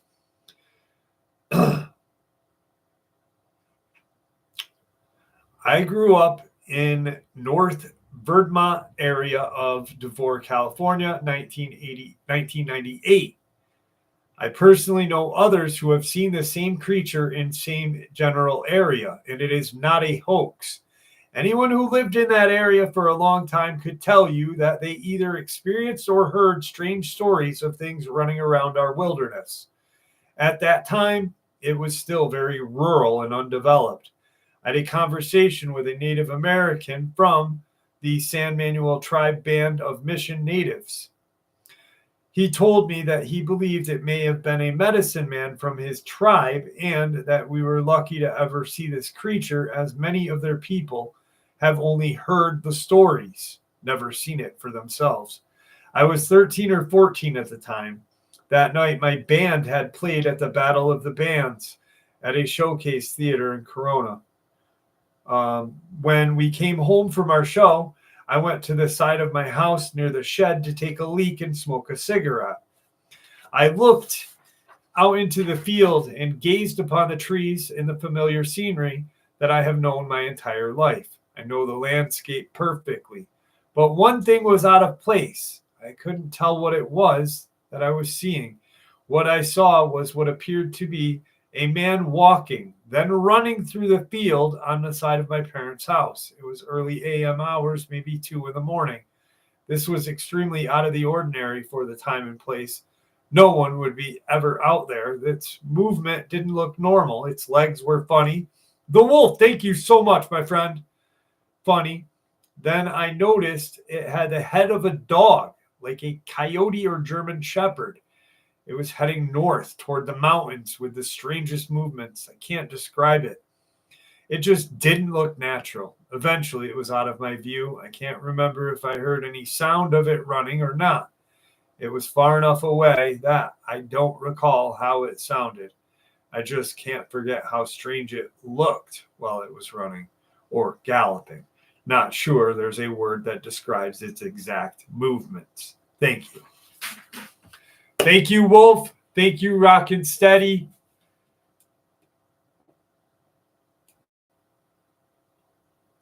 Appreciate both of you. Actually, I appreciate everybody who has blessed this channel tonight. Thank you so much.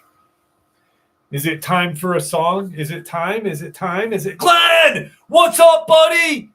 And you don't worry about anything anymore, my friend. I am taking care of business tonight. I am so sorry. I truly am sorry. I got your back, my friend. All right, it is time. What's up, Tommy? How are you?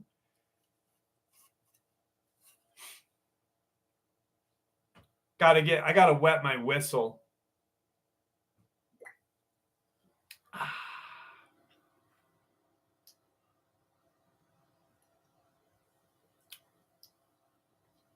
Glenn, did you hear what I said? I hope you heard what I said.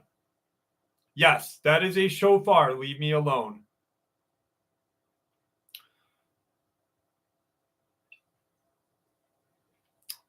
It is time to blow. I had to wet my whistle.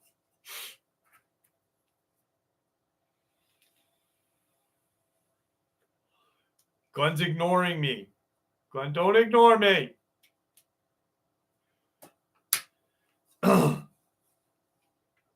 I hope Glenn heard me. Glenn, I'm going to take care of whatever happened. Don't worry. I apologize.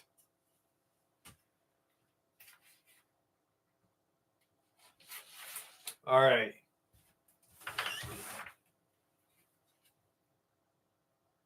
He still hasn't said hi to me. Glenn, god damn it. Thank you, Stefan.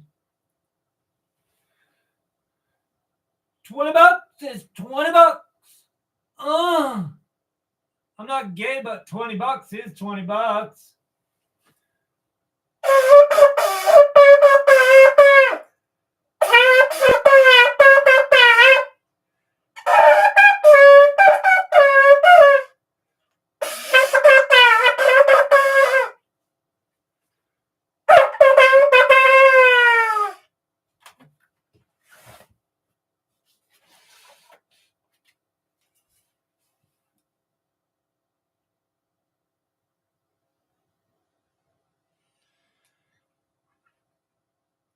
I hurt my lip.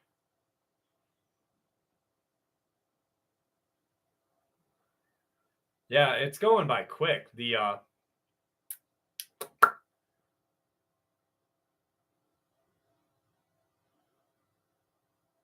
What would Dogman think if you blew one like an angel? Well, leave me alone. The reason why I have this is not only to have fun with, but because I truly believe that Tim Coonbo Baker and Tim Baker told me about this. Another gentleman that is friends with Tim believes that you can attract these creatures with this for some reason.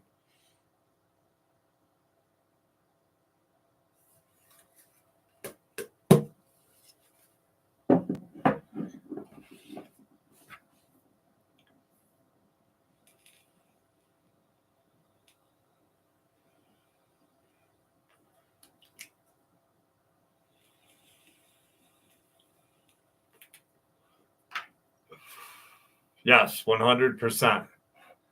100%.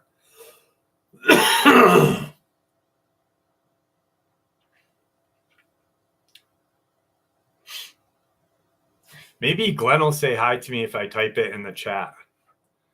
Hi, Glenn.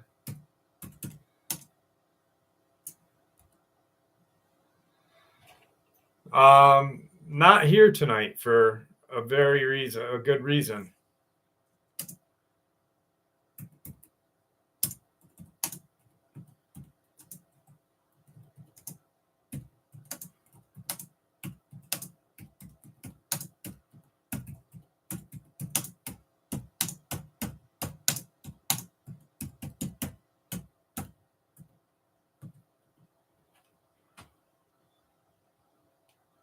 I thank you, Glenn. But I'm typing this either way. There we go. Because I am a real American.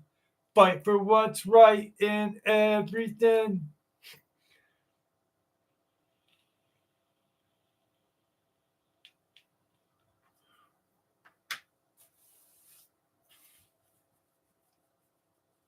Oh.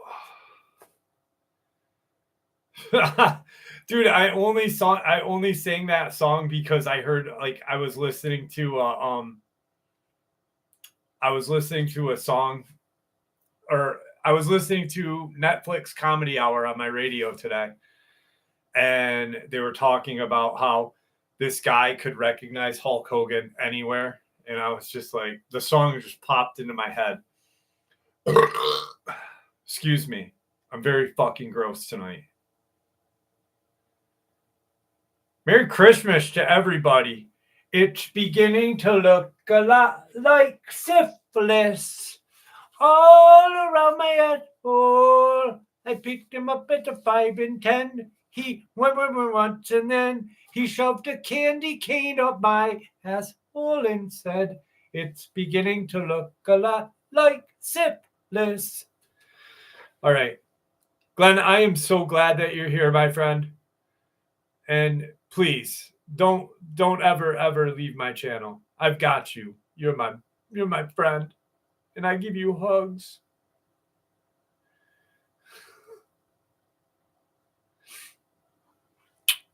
All right. This incident occurred in Memphis, Tennessee. I started my career as a Memphis police officer a few years previously in the 80s. I was on special assignment at the time. It was 2 a.m. It was a clear summer night, quite humid.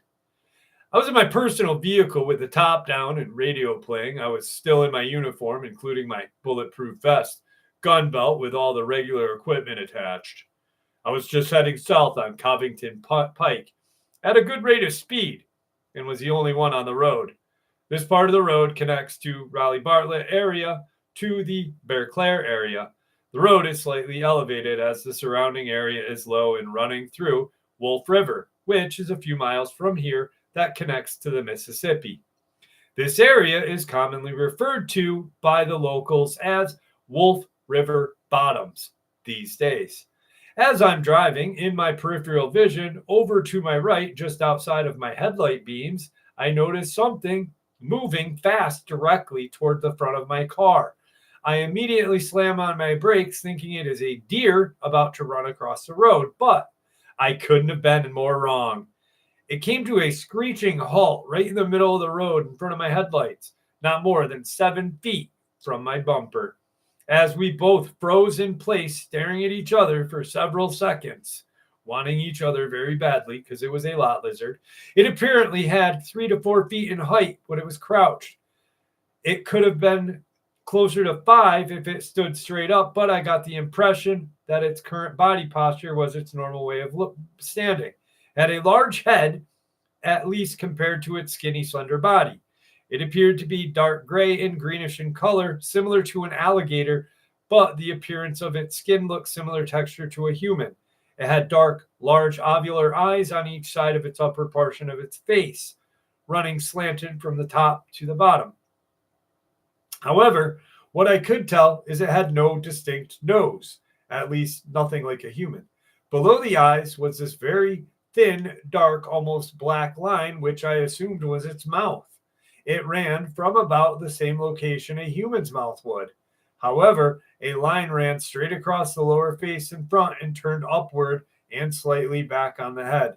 It had no ears that I could see. Its body and chest area were rounded like a human, but vastly smaller, almost like a child's. Its arms appeared to be longer and somewhat disproportionate to its body, and they were skinny and had insect-type look to them. I could make out its hands. They were completely folded at the wrist. Legs were long because even with its thing's shortness, I could make out the top of them. They were just like the arms, thin and insect-like. I did notice its chest area moving slightly like it was breathing, but it seemed slow and steady. I never noticed any genitalia. There was no hair anywhere that I could see, and I'm not even sure it was wearing clothing. If it was, it would have been skin tight. I never noticed a tail either. My adrenaline was pumping, and only for a brief period of observation, it again took off like a shot and was out of my headlights. I could still make out the outline in the darkness, and it was moving like a sprinter. It leapt over the guardrail onto the other side of the road and down the embankment. I will admit, this is not the only bizarre incident I had during my career. I never told anyone about this on the force. In fact, I only mentioned it to a close friend many years later. I can only identify it as a lizard man or an unknown humanoid, or Lizzo the lot lizard.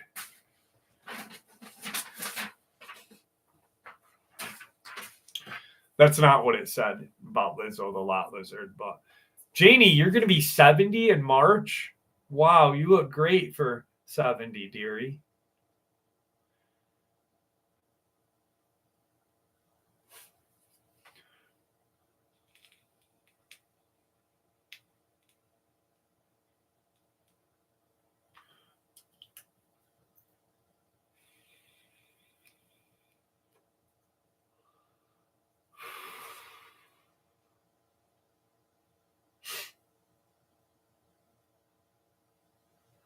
I hope not, Tyler Steven. I don't want to have no Santa breeding. Cats are awesome. Cats are the greatest animals on earth. March 19th is my birthday. Ooh, you know what March 19th is, Nino? I get my permanent fucking implants in because I just have the temps in right now. Brian Cook, have a good night. Thank you for joining us. Have a happy holiday, my friend. Thank you once again for joining us. My birthday is March 19th. My birthday is March 19th.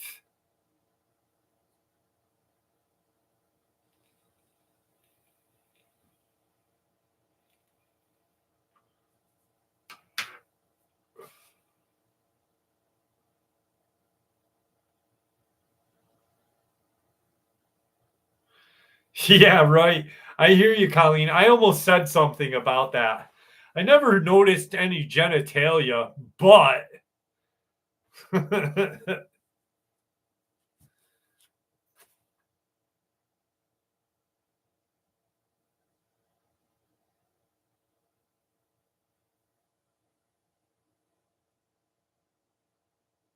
on the drones, my take on the drones is it's our government. It's our government messing with us just to see how we will act, to be honest with you.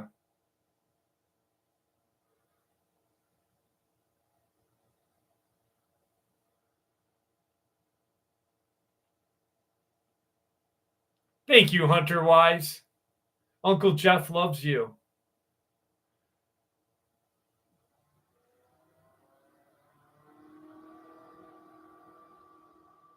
I hope we don't. I hope we're not going to FEMA camps. That's not cool.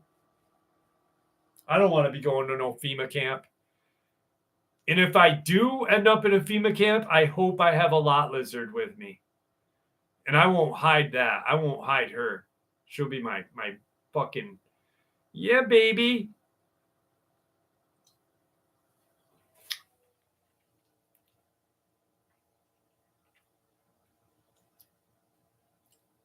Lot lizards and mopeds have a lot in common. They're both fun to ride, even when your friends see you on them.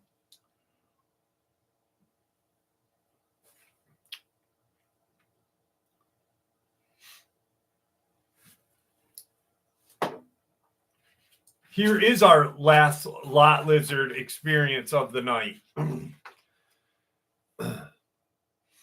In the far stretches of Route 66, where the neon lights flicker in and out like dying stars, there lay a scruffy truck stop known as Dead Man's Rest. Popular among weary truckers, it was a notorious spot for long haulers looking for a moment of solace a hot meal, and sometimes a fleeting companion. What they didn't know was that this truck stop was cursed, or perhaps blessed, by a fiery lot lizard named Delilah, a cryptid known only to those who dared tread too far into the night. Delilah was a perfect combination of alluring and terrifying, standing 5 feet tall with shimmering scales that glinted under the moonlight. She was both entranced and eerie. Truckers and patrons alike had seen her in fleeting glimpses, teal scales rippling when she darted into the shadows. Few had lived to tell a tale, but those who did often added a little comedic flair to their horror stories. Rumor ran rampant that the road's uneasy travelers would hide their laughter behind their hands as they exchanged stories of the lot lizard who made a meal of truckers. On one particular sleepless night, Brad, a burly trucker with a penchant for cheap beer and even cheaper thrills, pulled into Dead Man's Rest. He rumbled into the parking lot like a mighty titan. His rumbling engine drowned out the distant hoots and howls. Brad had heard the whispers, of course, and he shrugged them off. Cryptids. Nothing scared him, not on this road. Not even wild tales of a sexy lizard lurking in the shadows. Hey there, handsome, Delilah's voice slithered through the air, sultry, yet laced with a jagged edge of danger. She emerged from the shadows. Her shimmering scales glinted under the neon light. Looking for something a little exotic tonight? Brad chuckled, leaning against the truck's door, a grin plastered across his face. Aren't we all? But I'm not looking tonight. I'm not looking to die tonight, love. Who said anything about death? She winked, her eyes glowing like embers in tantalizing danger. I'm just offering experience you can't find anywhere. With devil-may-care bravado, Brad followed her deeper into the shadows of the truck stop. The scent of fried food and something more intoxicating mingled in the air. Delilah led him towards the back of the diner, a virtually abandoned area swathed in darkness. Ignoring the chill that danced down his spine, Brad's heart raced, not from fear, but thrill. They finally stopped at a spot veiled in the moonlight where shadows danced playfully. This is where I usually take truckers, she said, a wicked grin on her face. For a small fee, of course. Small fee? Brad raised his eyebrow. How small we talking?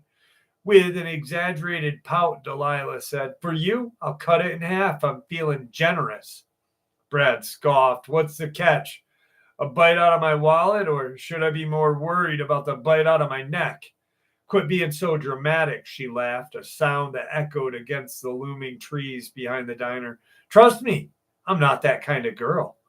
Just then, their laughter was interrupted by a heavy thud of footsteps approaching, more truckers drawn by the lure of oblivion. A trio of grizzled men stumbled into view, spotting Delilah. Hey, lizard lady! Save a couple of guys for us, one of them hollered, slapping his knee on a drunken haze.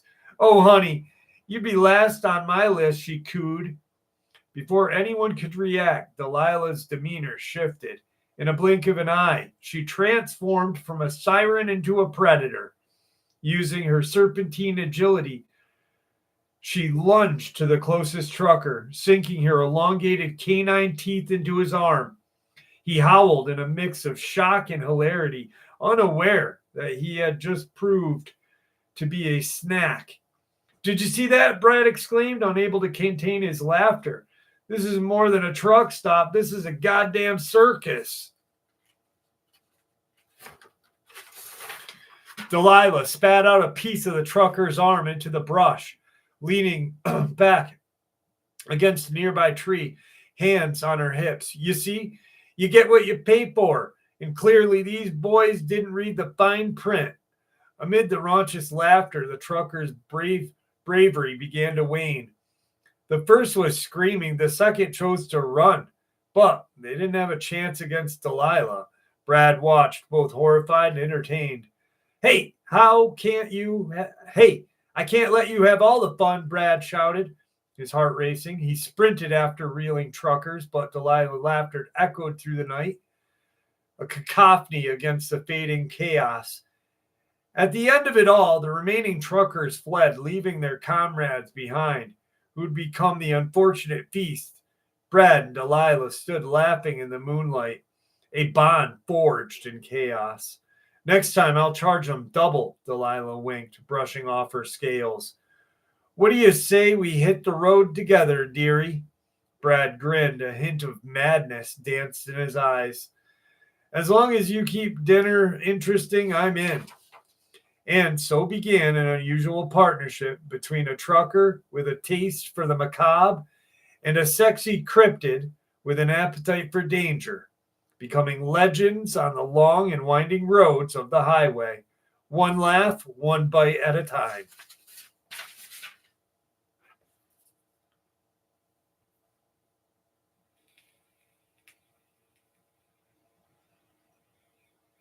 Whatever happened to the hickey?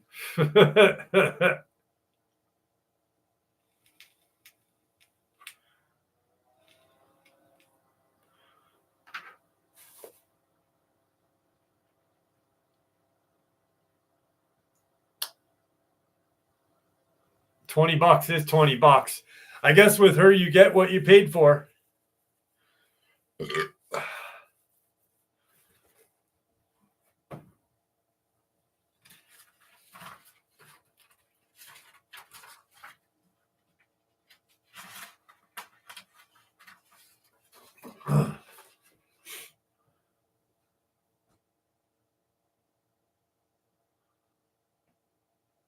Why are you so sad, Aramis? What's wrong?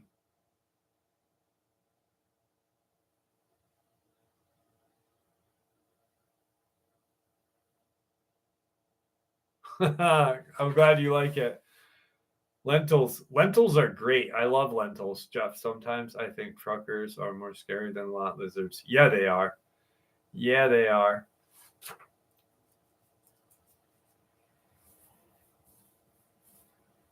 You're talking about his ex. How long will $20 get me with Lizzo? With $20, $20 will get you like maybe a look from Lizzo. All right, Aramis. I was a little scared. I was like, what? Large Marge. Michael Gregg, thank you so much, my friend. I appreciate you. Thank you. Wilburn's dated a few lot lizards, I've heard, back in his day. My surgery went great, Richard Oakley. You want to see my new chompers? I still can't smile right. This part of my lip, right here, it's still like numb a little.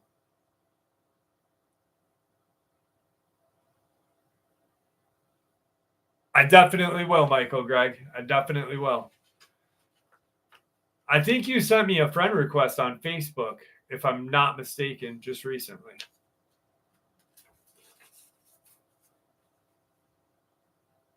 Thank you, Aramis.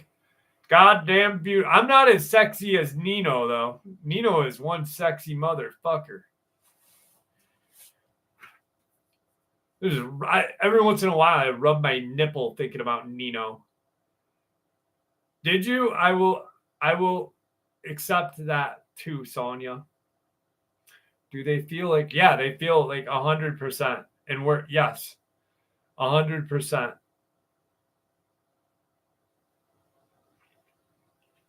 I'm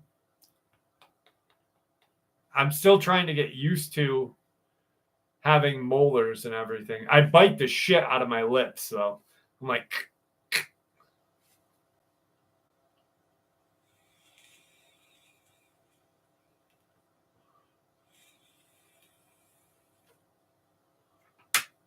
Herman, welcome to the membership. Thank you. Thank you so much.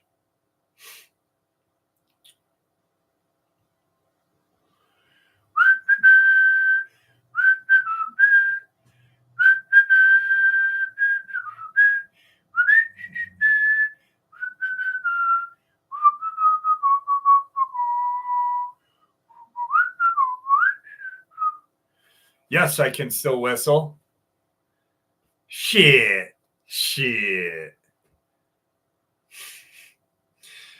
When I was younger, I used to go to a place called Desolation Wilderness near Camino, California. It was the perfect place for camping and fishing. Realizing that it hadn't been a few years since my last trip, I talked to a friend of mine about going camping and fishing. We managed to talk another friend into coming with us, and then we were off. We arrived at 1 in the afternoon and decided to hike upstream to a place called Wright's Lake. And then, when we found a good spot, we'd set up camp. After walking for a couple of hours, a ranger found us hiking and told us that we actually weren't even technically in Desolation Wilderness yet, and that we needed to keep hiking a bit longer. I started tearing down camp, but I guess the other two guys weren't enthusiastic about the trip that I was. They left for Pacersville to find a hotel room. When they left, I hiked up a bit further, but I started to get worried about the amount of time I had to find a place and set up camp before dark. As I hiked, I tried to remember the ranger's instruction, but ended up getting lost. Finally, I found a granite cliff with a stream that had a beautiful pool of water that was right on the tree line. I thought, this is perfect, so I set up camp and started fishing. When the sun had set and the sky was dark, I decided to go to sleep. Cozy in my sleeping bag, I started to drift off, but then I heard something growl outside of my tent. I grabbed my .45 compact handgun from its case and looked down through the screen in front of the tent. From where I was sitting, I could only see a dark figure that looked around 4.5 feet standing near the trees. Thinking that it was a bear, I started to yell, hoping that it would scare away. It didn't move. I then fired a shot at a dead tree nearby. That startled it, and it ran back into the forest. But to my surprise, it didn't go very far. I climbed back into the tent. Then I heard crashing sounds. It was the sound of rocks falling off the cliff and hitting the pool below. This was unnerving. I climbed out of my tent a few times, but couldn't see anything, even though the moon was bright and the white granite rocks reflected its paleness. Crashing rocks hit every few minutes until around 2 in the morning. Then it stopped, but I heard something rustling outside of my tent. I yelled at it and tried to scare it off. But instead of scaring it off, I heard another very deep growl. At this point, I didn't want to wait until it got any closer, so I got out of the tent looking around and nothing. I decided to shoot the tree again to see if the creature would react, then run back into the forest, just like the first time. But it stopped again as I listened to sounds of its moving. I realized that it was running on 2 feet, that this was not a bear.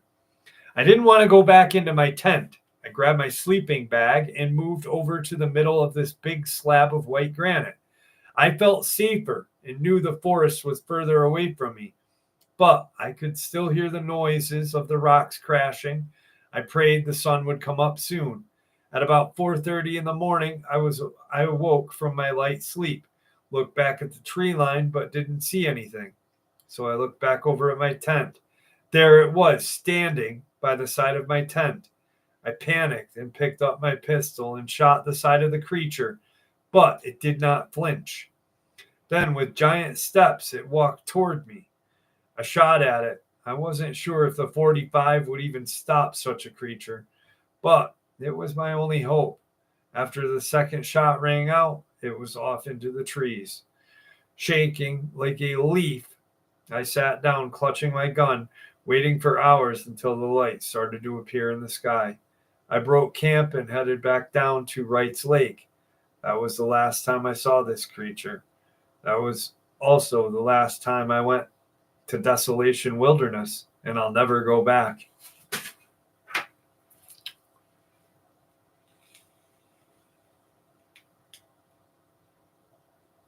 Yes, XN, that my cat is as big as he looks. He's actually bigger.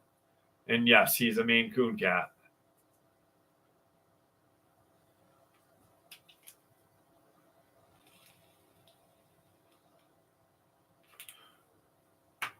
He is awesome. Thank you so much, XN. I appreciate you. Let me see if I can get him in. Bye.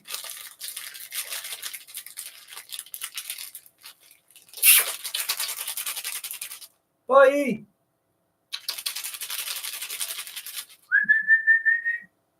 Bye-bye.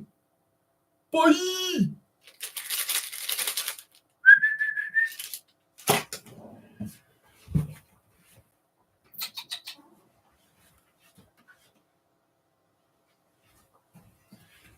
No, he's not in the living room. He's probably laying on my bed sleeping, so he's not coming. How come? I see you, Glenn. What's up, buddy?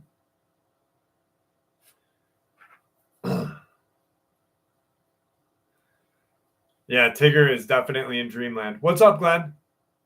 I'm gonna read your email right after the live, though. Are you good? I have no shame when it comes to lot lizards. I don't think anyone does.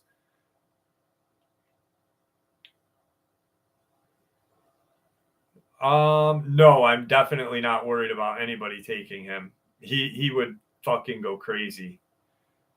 He would literally attack somebody.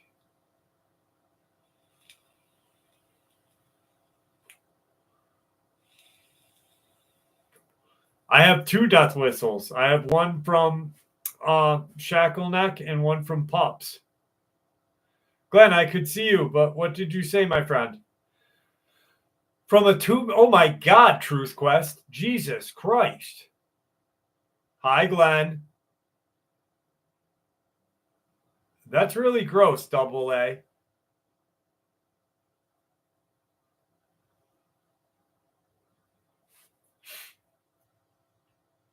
Pups is not feeling good tonight. She texted me earlier, letting me know she didn't feel good.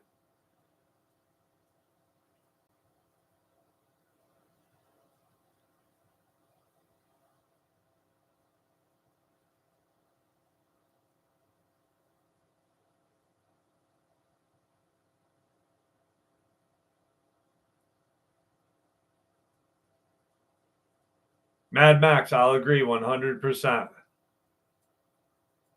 Oh, yeah, AAA. I only saw the AA. Sorry, buddy.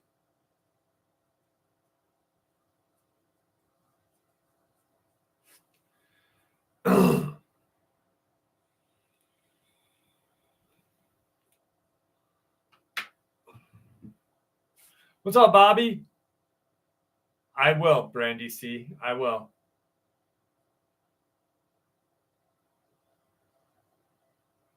I don't touch the number 2. Oh, shit. Good night, Wesley September. Glenn, I can see you. I've said it 3 times. I can see you. I see you, Glenn. I said it 3 times, my friend. Can you hear me?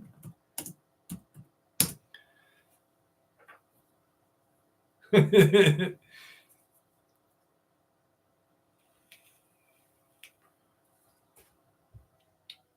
Armando, I tell more stories than any other person on live stream, so don't tell me what to do. Jesus Christ. I'm hanging out. If you don't like it, you can leave, but I wish you wouldn't.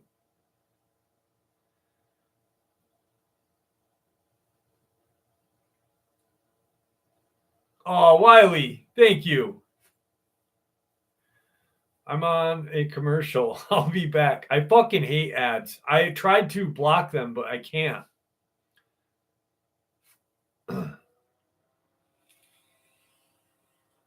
Thank YouTube for all that. That's horse shit.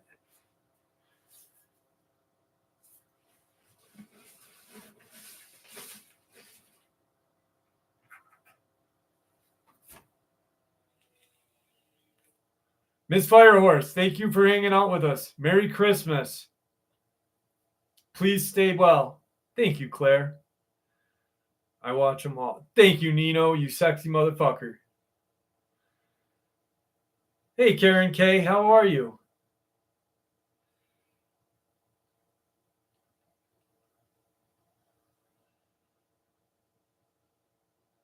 How does one make perfect pork crackle?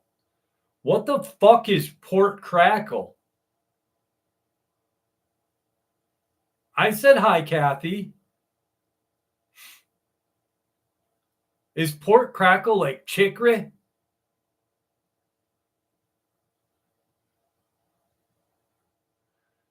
Fuck, pork crackle. God dang. Randall Kennedy, thank you so much, my friend. Appreciate you. Pigskin and fat. Oh, it's like, oh, is it pork skins? Watch it. Thank you, Karen K. I appreciate that. I really do. Randall Kennedy, thank you so much. Merry Christmas. I love you all. Thank you, Aramic. Happy holidays to you, my friend. Happy holidays to you. Pork rinds. Ah, I see now. My grandma used to eat those things. It's meat. And you know, I hate when people are like, I never eat pork as they're eating bacon. Like, I never eat pork, but I'm going to have a piece of ham. Come on now.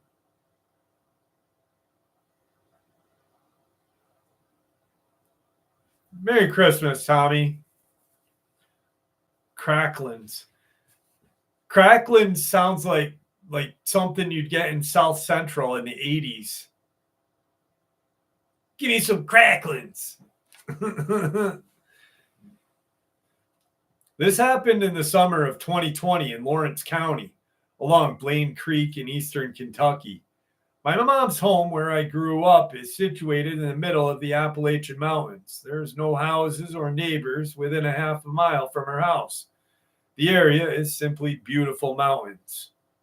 One night, her old dog was barking, whimpering, and growling. He just wouldn't stop acting up. My mom was confused since there was no outside noise that she herself could hear.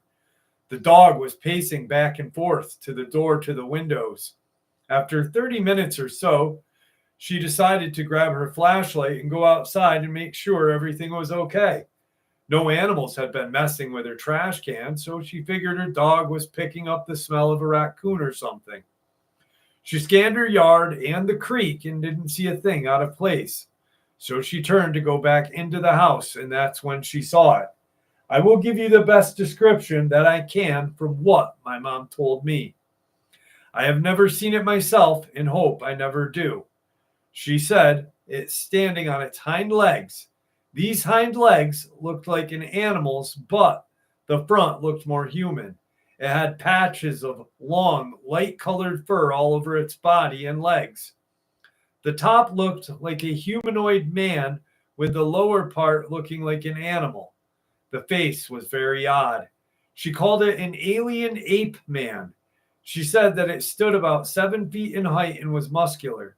She stood paralyzed in fear, shining her light on it as it looked at her.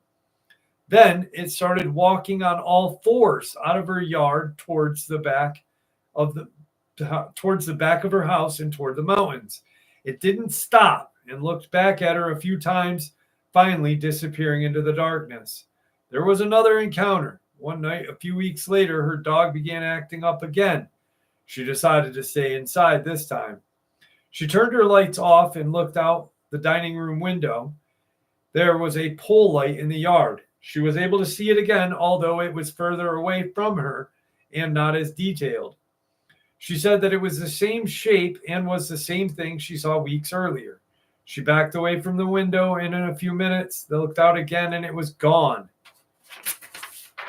After that, she would walk out onto the back porch and fire her shotgun at dusk, hoping the creature would hear her warning. It's been 2 years now, and she still fires that shotgun every morning and evening. The creature has not yet returned.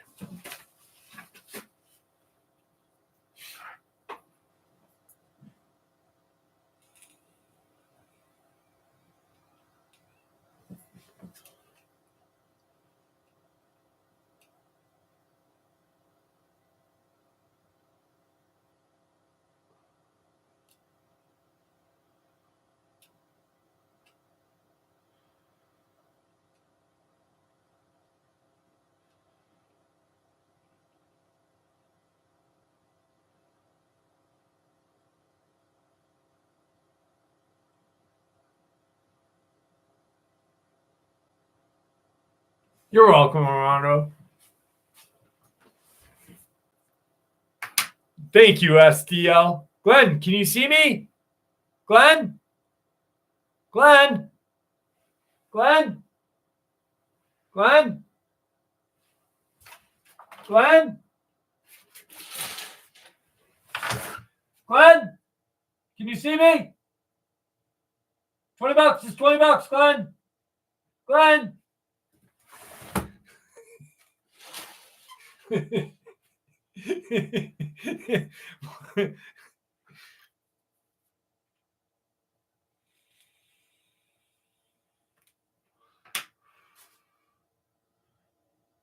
What's up, Charlie Knight? How are you?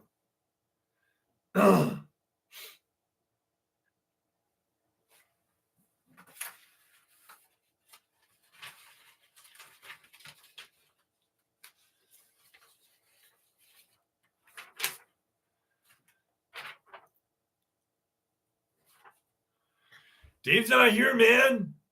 Glenn's not here, man.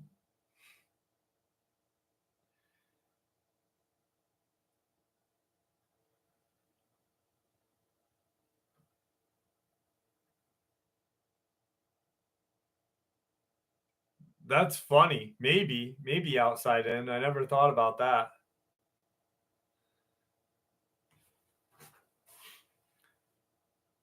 I live outside of Kenora, Ontario, Canada, in a rural area. My house is about 100 meters from a small stream that splits the small wooded area in half. I was there one day, and all of a sudden I felt cold and uncomfortable, like I was being watched. I also became increasingly paranoid that someone or something was out there with me. I decided to head in. The sun was setting, and dusk would be upon me soon. I started walking toward my house. As I approached the edge of the woods, I turned around and briefly saw a large creature about 80 yards from me standing across the stream. It then proceeded to take a step toward me. I panicked. I ran out of the woods in about 5 seconds. It's the most I've ever been scared and the most adrenaline I have ever felt dump through me. In the brief period of time that I saw this thing, I could tell that it was pale, white, tall, and humanoid. It is believed by First Nation people that a Wendigo will call you for help like a human in order to lure people toward it. I have heard what sounds like a little girl calling out for help in these woods. It's still terrifying to even think about. About a year later, after a heavy snowfall, I again heard calls from that girl coming from the woods. I looked out the window and did not see a thing. That night, sounds continued off and on. I live alone, but there is a couple that lives about a kilometer from me. A few days later, I had the opportunity to talk to the couple. I asked them if they had ever heard sounds. They both looked at me with wide eyes. They seemed relieved that they were not imagining these sounds. The husband told me that he saw a tall, pale white humanoid walking through the woods behind their house while he was chopping wood. I asked him what he thought it was. He said that he was not sure and remembered that his dad used to talk about strange creatures that live in the woods out back here. I have not seen this humanoid creature again, and thank God, I hope I never see it.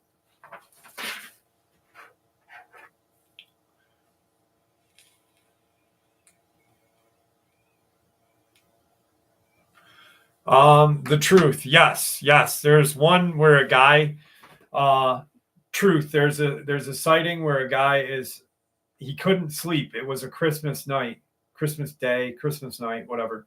It was dark and he wanted to go coyote hunting. He just couldn't sleep. So he's like, I'm going to go shoot some coyotes.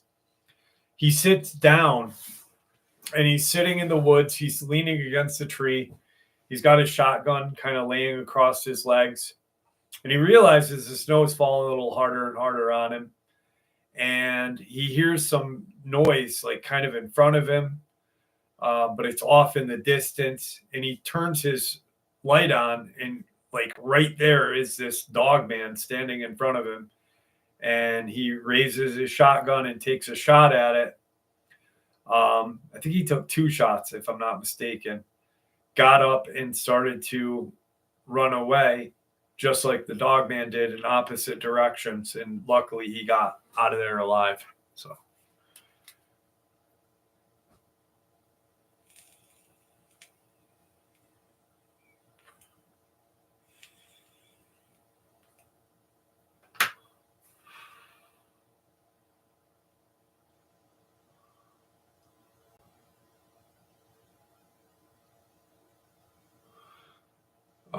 Crazy Cubby, no, I do not. Do you think maybe some Dogman have souls? That's an interesting thing, Richard Oakley. The guy that told me about the shofar. So Tim Baker used the shofar to call in Bigfoot. The guy who told Tim about this, he lives in South Carolina. He works with the state police. He doesn't work for them. He works with them on S crimes on the computer. So we were talking one day, he and I. Wolf, thank you so much, my friend. Thank you. I appreciate that. I really do. So we were talking one night, and he believes that periodically a demon will possess a Dogman or Bigfoot if they have souls. And he said something interesting. He said, if you think about the amount of sightings that these Dogmen have, either yellowish eyes or orangish hellfire ember colored eyes, that maybe that's why those have these bright red eyes and then some have bright yellow eyes, that they're possessed. I don't know.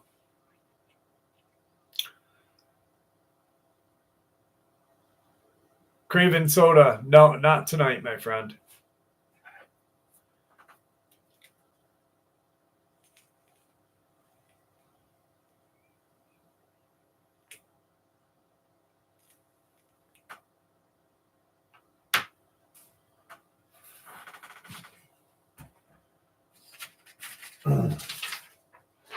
All right. This one is weird because I've only heard 2 different stories of something like this. I was driving along Elk Grove Road down to Route 72. Elk Grove Road is a strip of blacktop inside dense, bussy woods. This was in the middle of the day, late morning, but the clouds had darkened everything until it looked like night. It seemed like it was going to rain. In the darkness, I saw what I first thought was a wolf or coyote. It was in the middle of the road facing me, crouched over what appeared to be roadkill of some variety. As my car got closer, I slowed down, and the hairy creature looked up at me. Its eyes lit up brightly, reflecting my headlights, and then it stunned me into a very large gasp as it stood straight up. It was bipedal, at least 6 feet in height. It was a humanoid with canine head with dark fur. It had insane-looking, glowing, reddish eyes. I reached for my cell phone, but then I remembered that it was broken. I returned to staring at this terrifying creature as it stared at me. All I could hear was my breathing and my own heart. The creature stood before me, absolutely still. Then suddenly, with the sound like an unfurled flag caught in the breeze, 2 bat-like wings extended outward and upward from its back. When fully unfolded, the wings looked like a large glider. It was immense.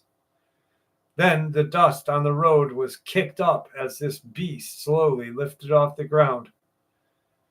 It began to lift like a helicopter, not flapping its wings. I watched it almost above the trees. The wings were still spread out, and I floored the accelerator and got the hell out of there. I was concerned that it may follow me, but I never saw it again. I told my friend that night. He stated that I may have saw the Mothman. I told him that the Mothman is supposed to be something that's more like a bird and definitely not like a wolf. I have no idea what I saw. Maybe someone can offer me an explanation. Some information on this creature. He estimates the wingspan to be over 15 in height, or 15 feet. Membered and bat-like. The overall color, dark gray, black. Head of a wolf, long snout. Glowing eyes, reddish in color. Quite menacing. Oh, all right.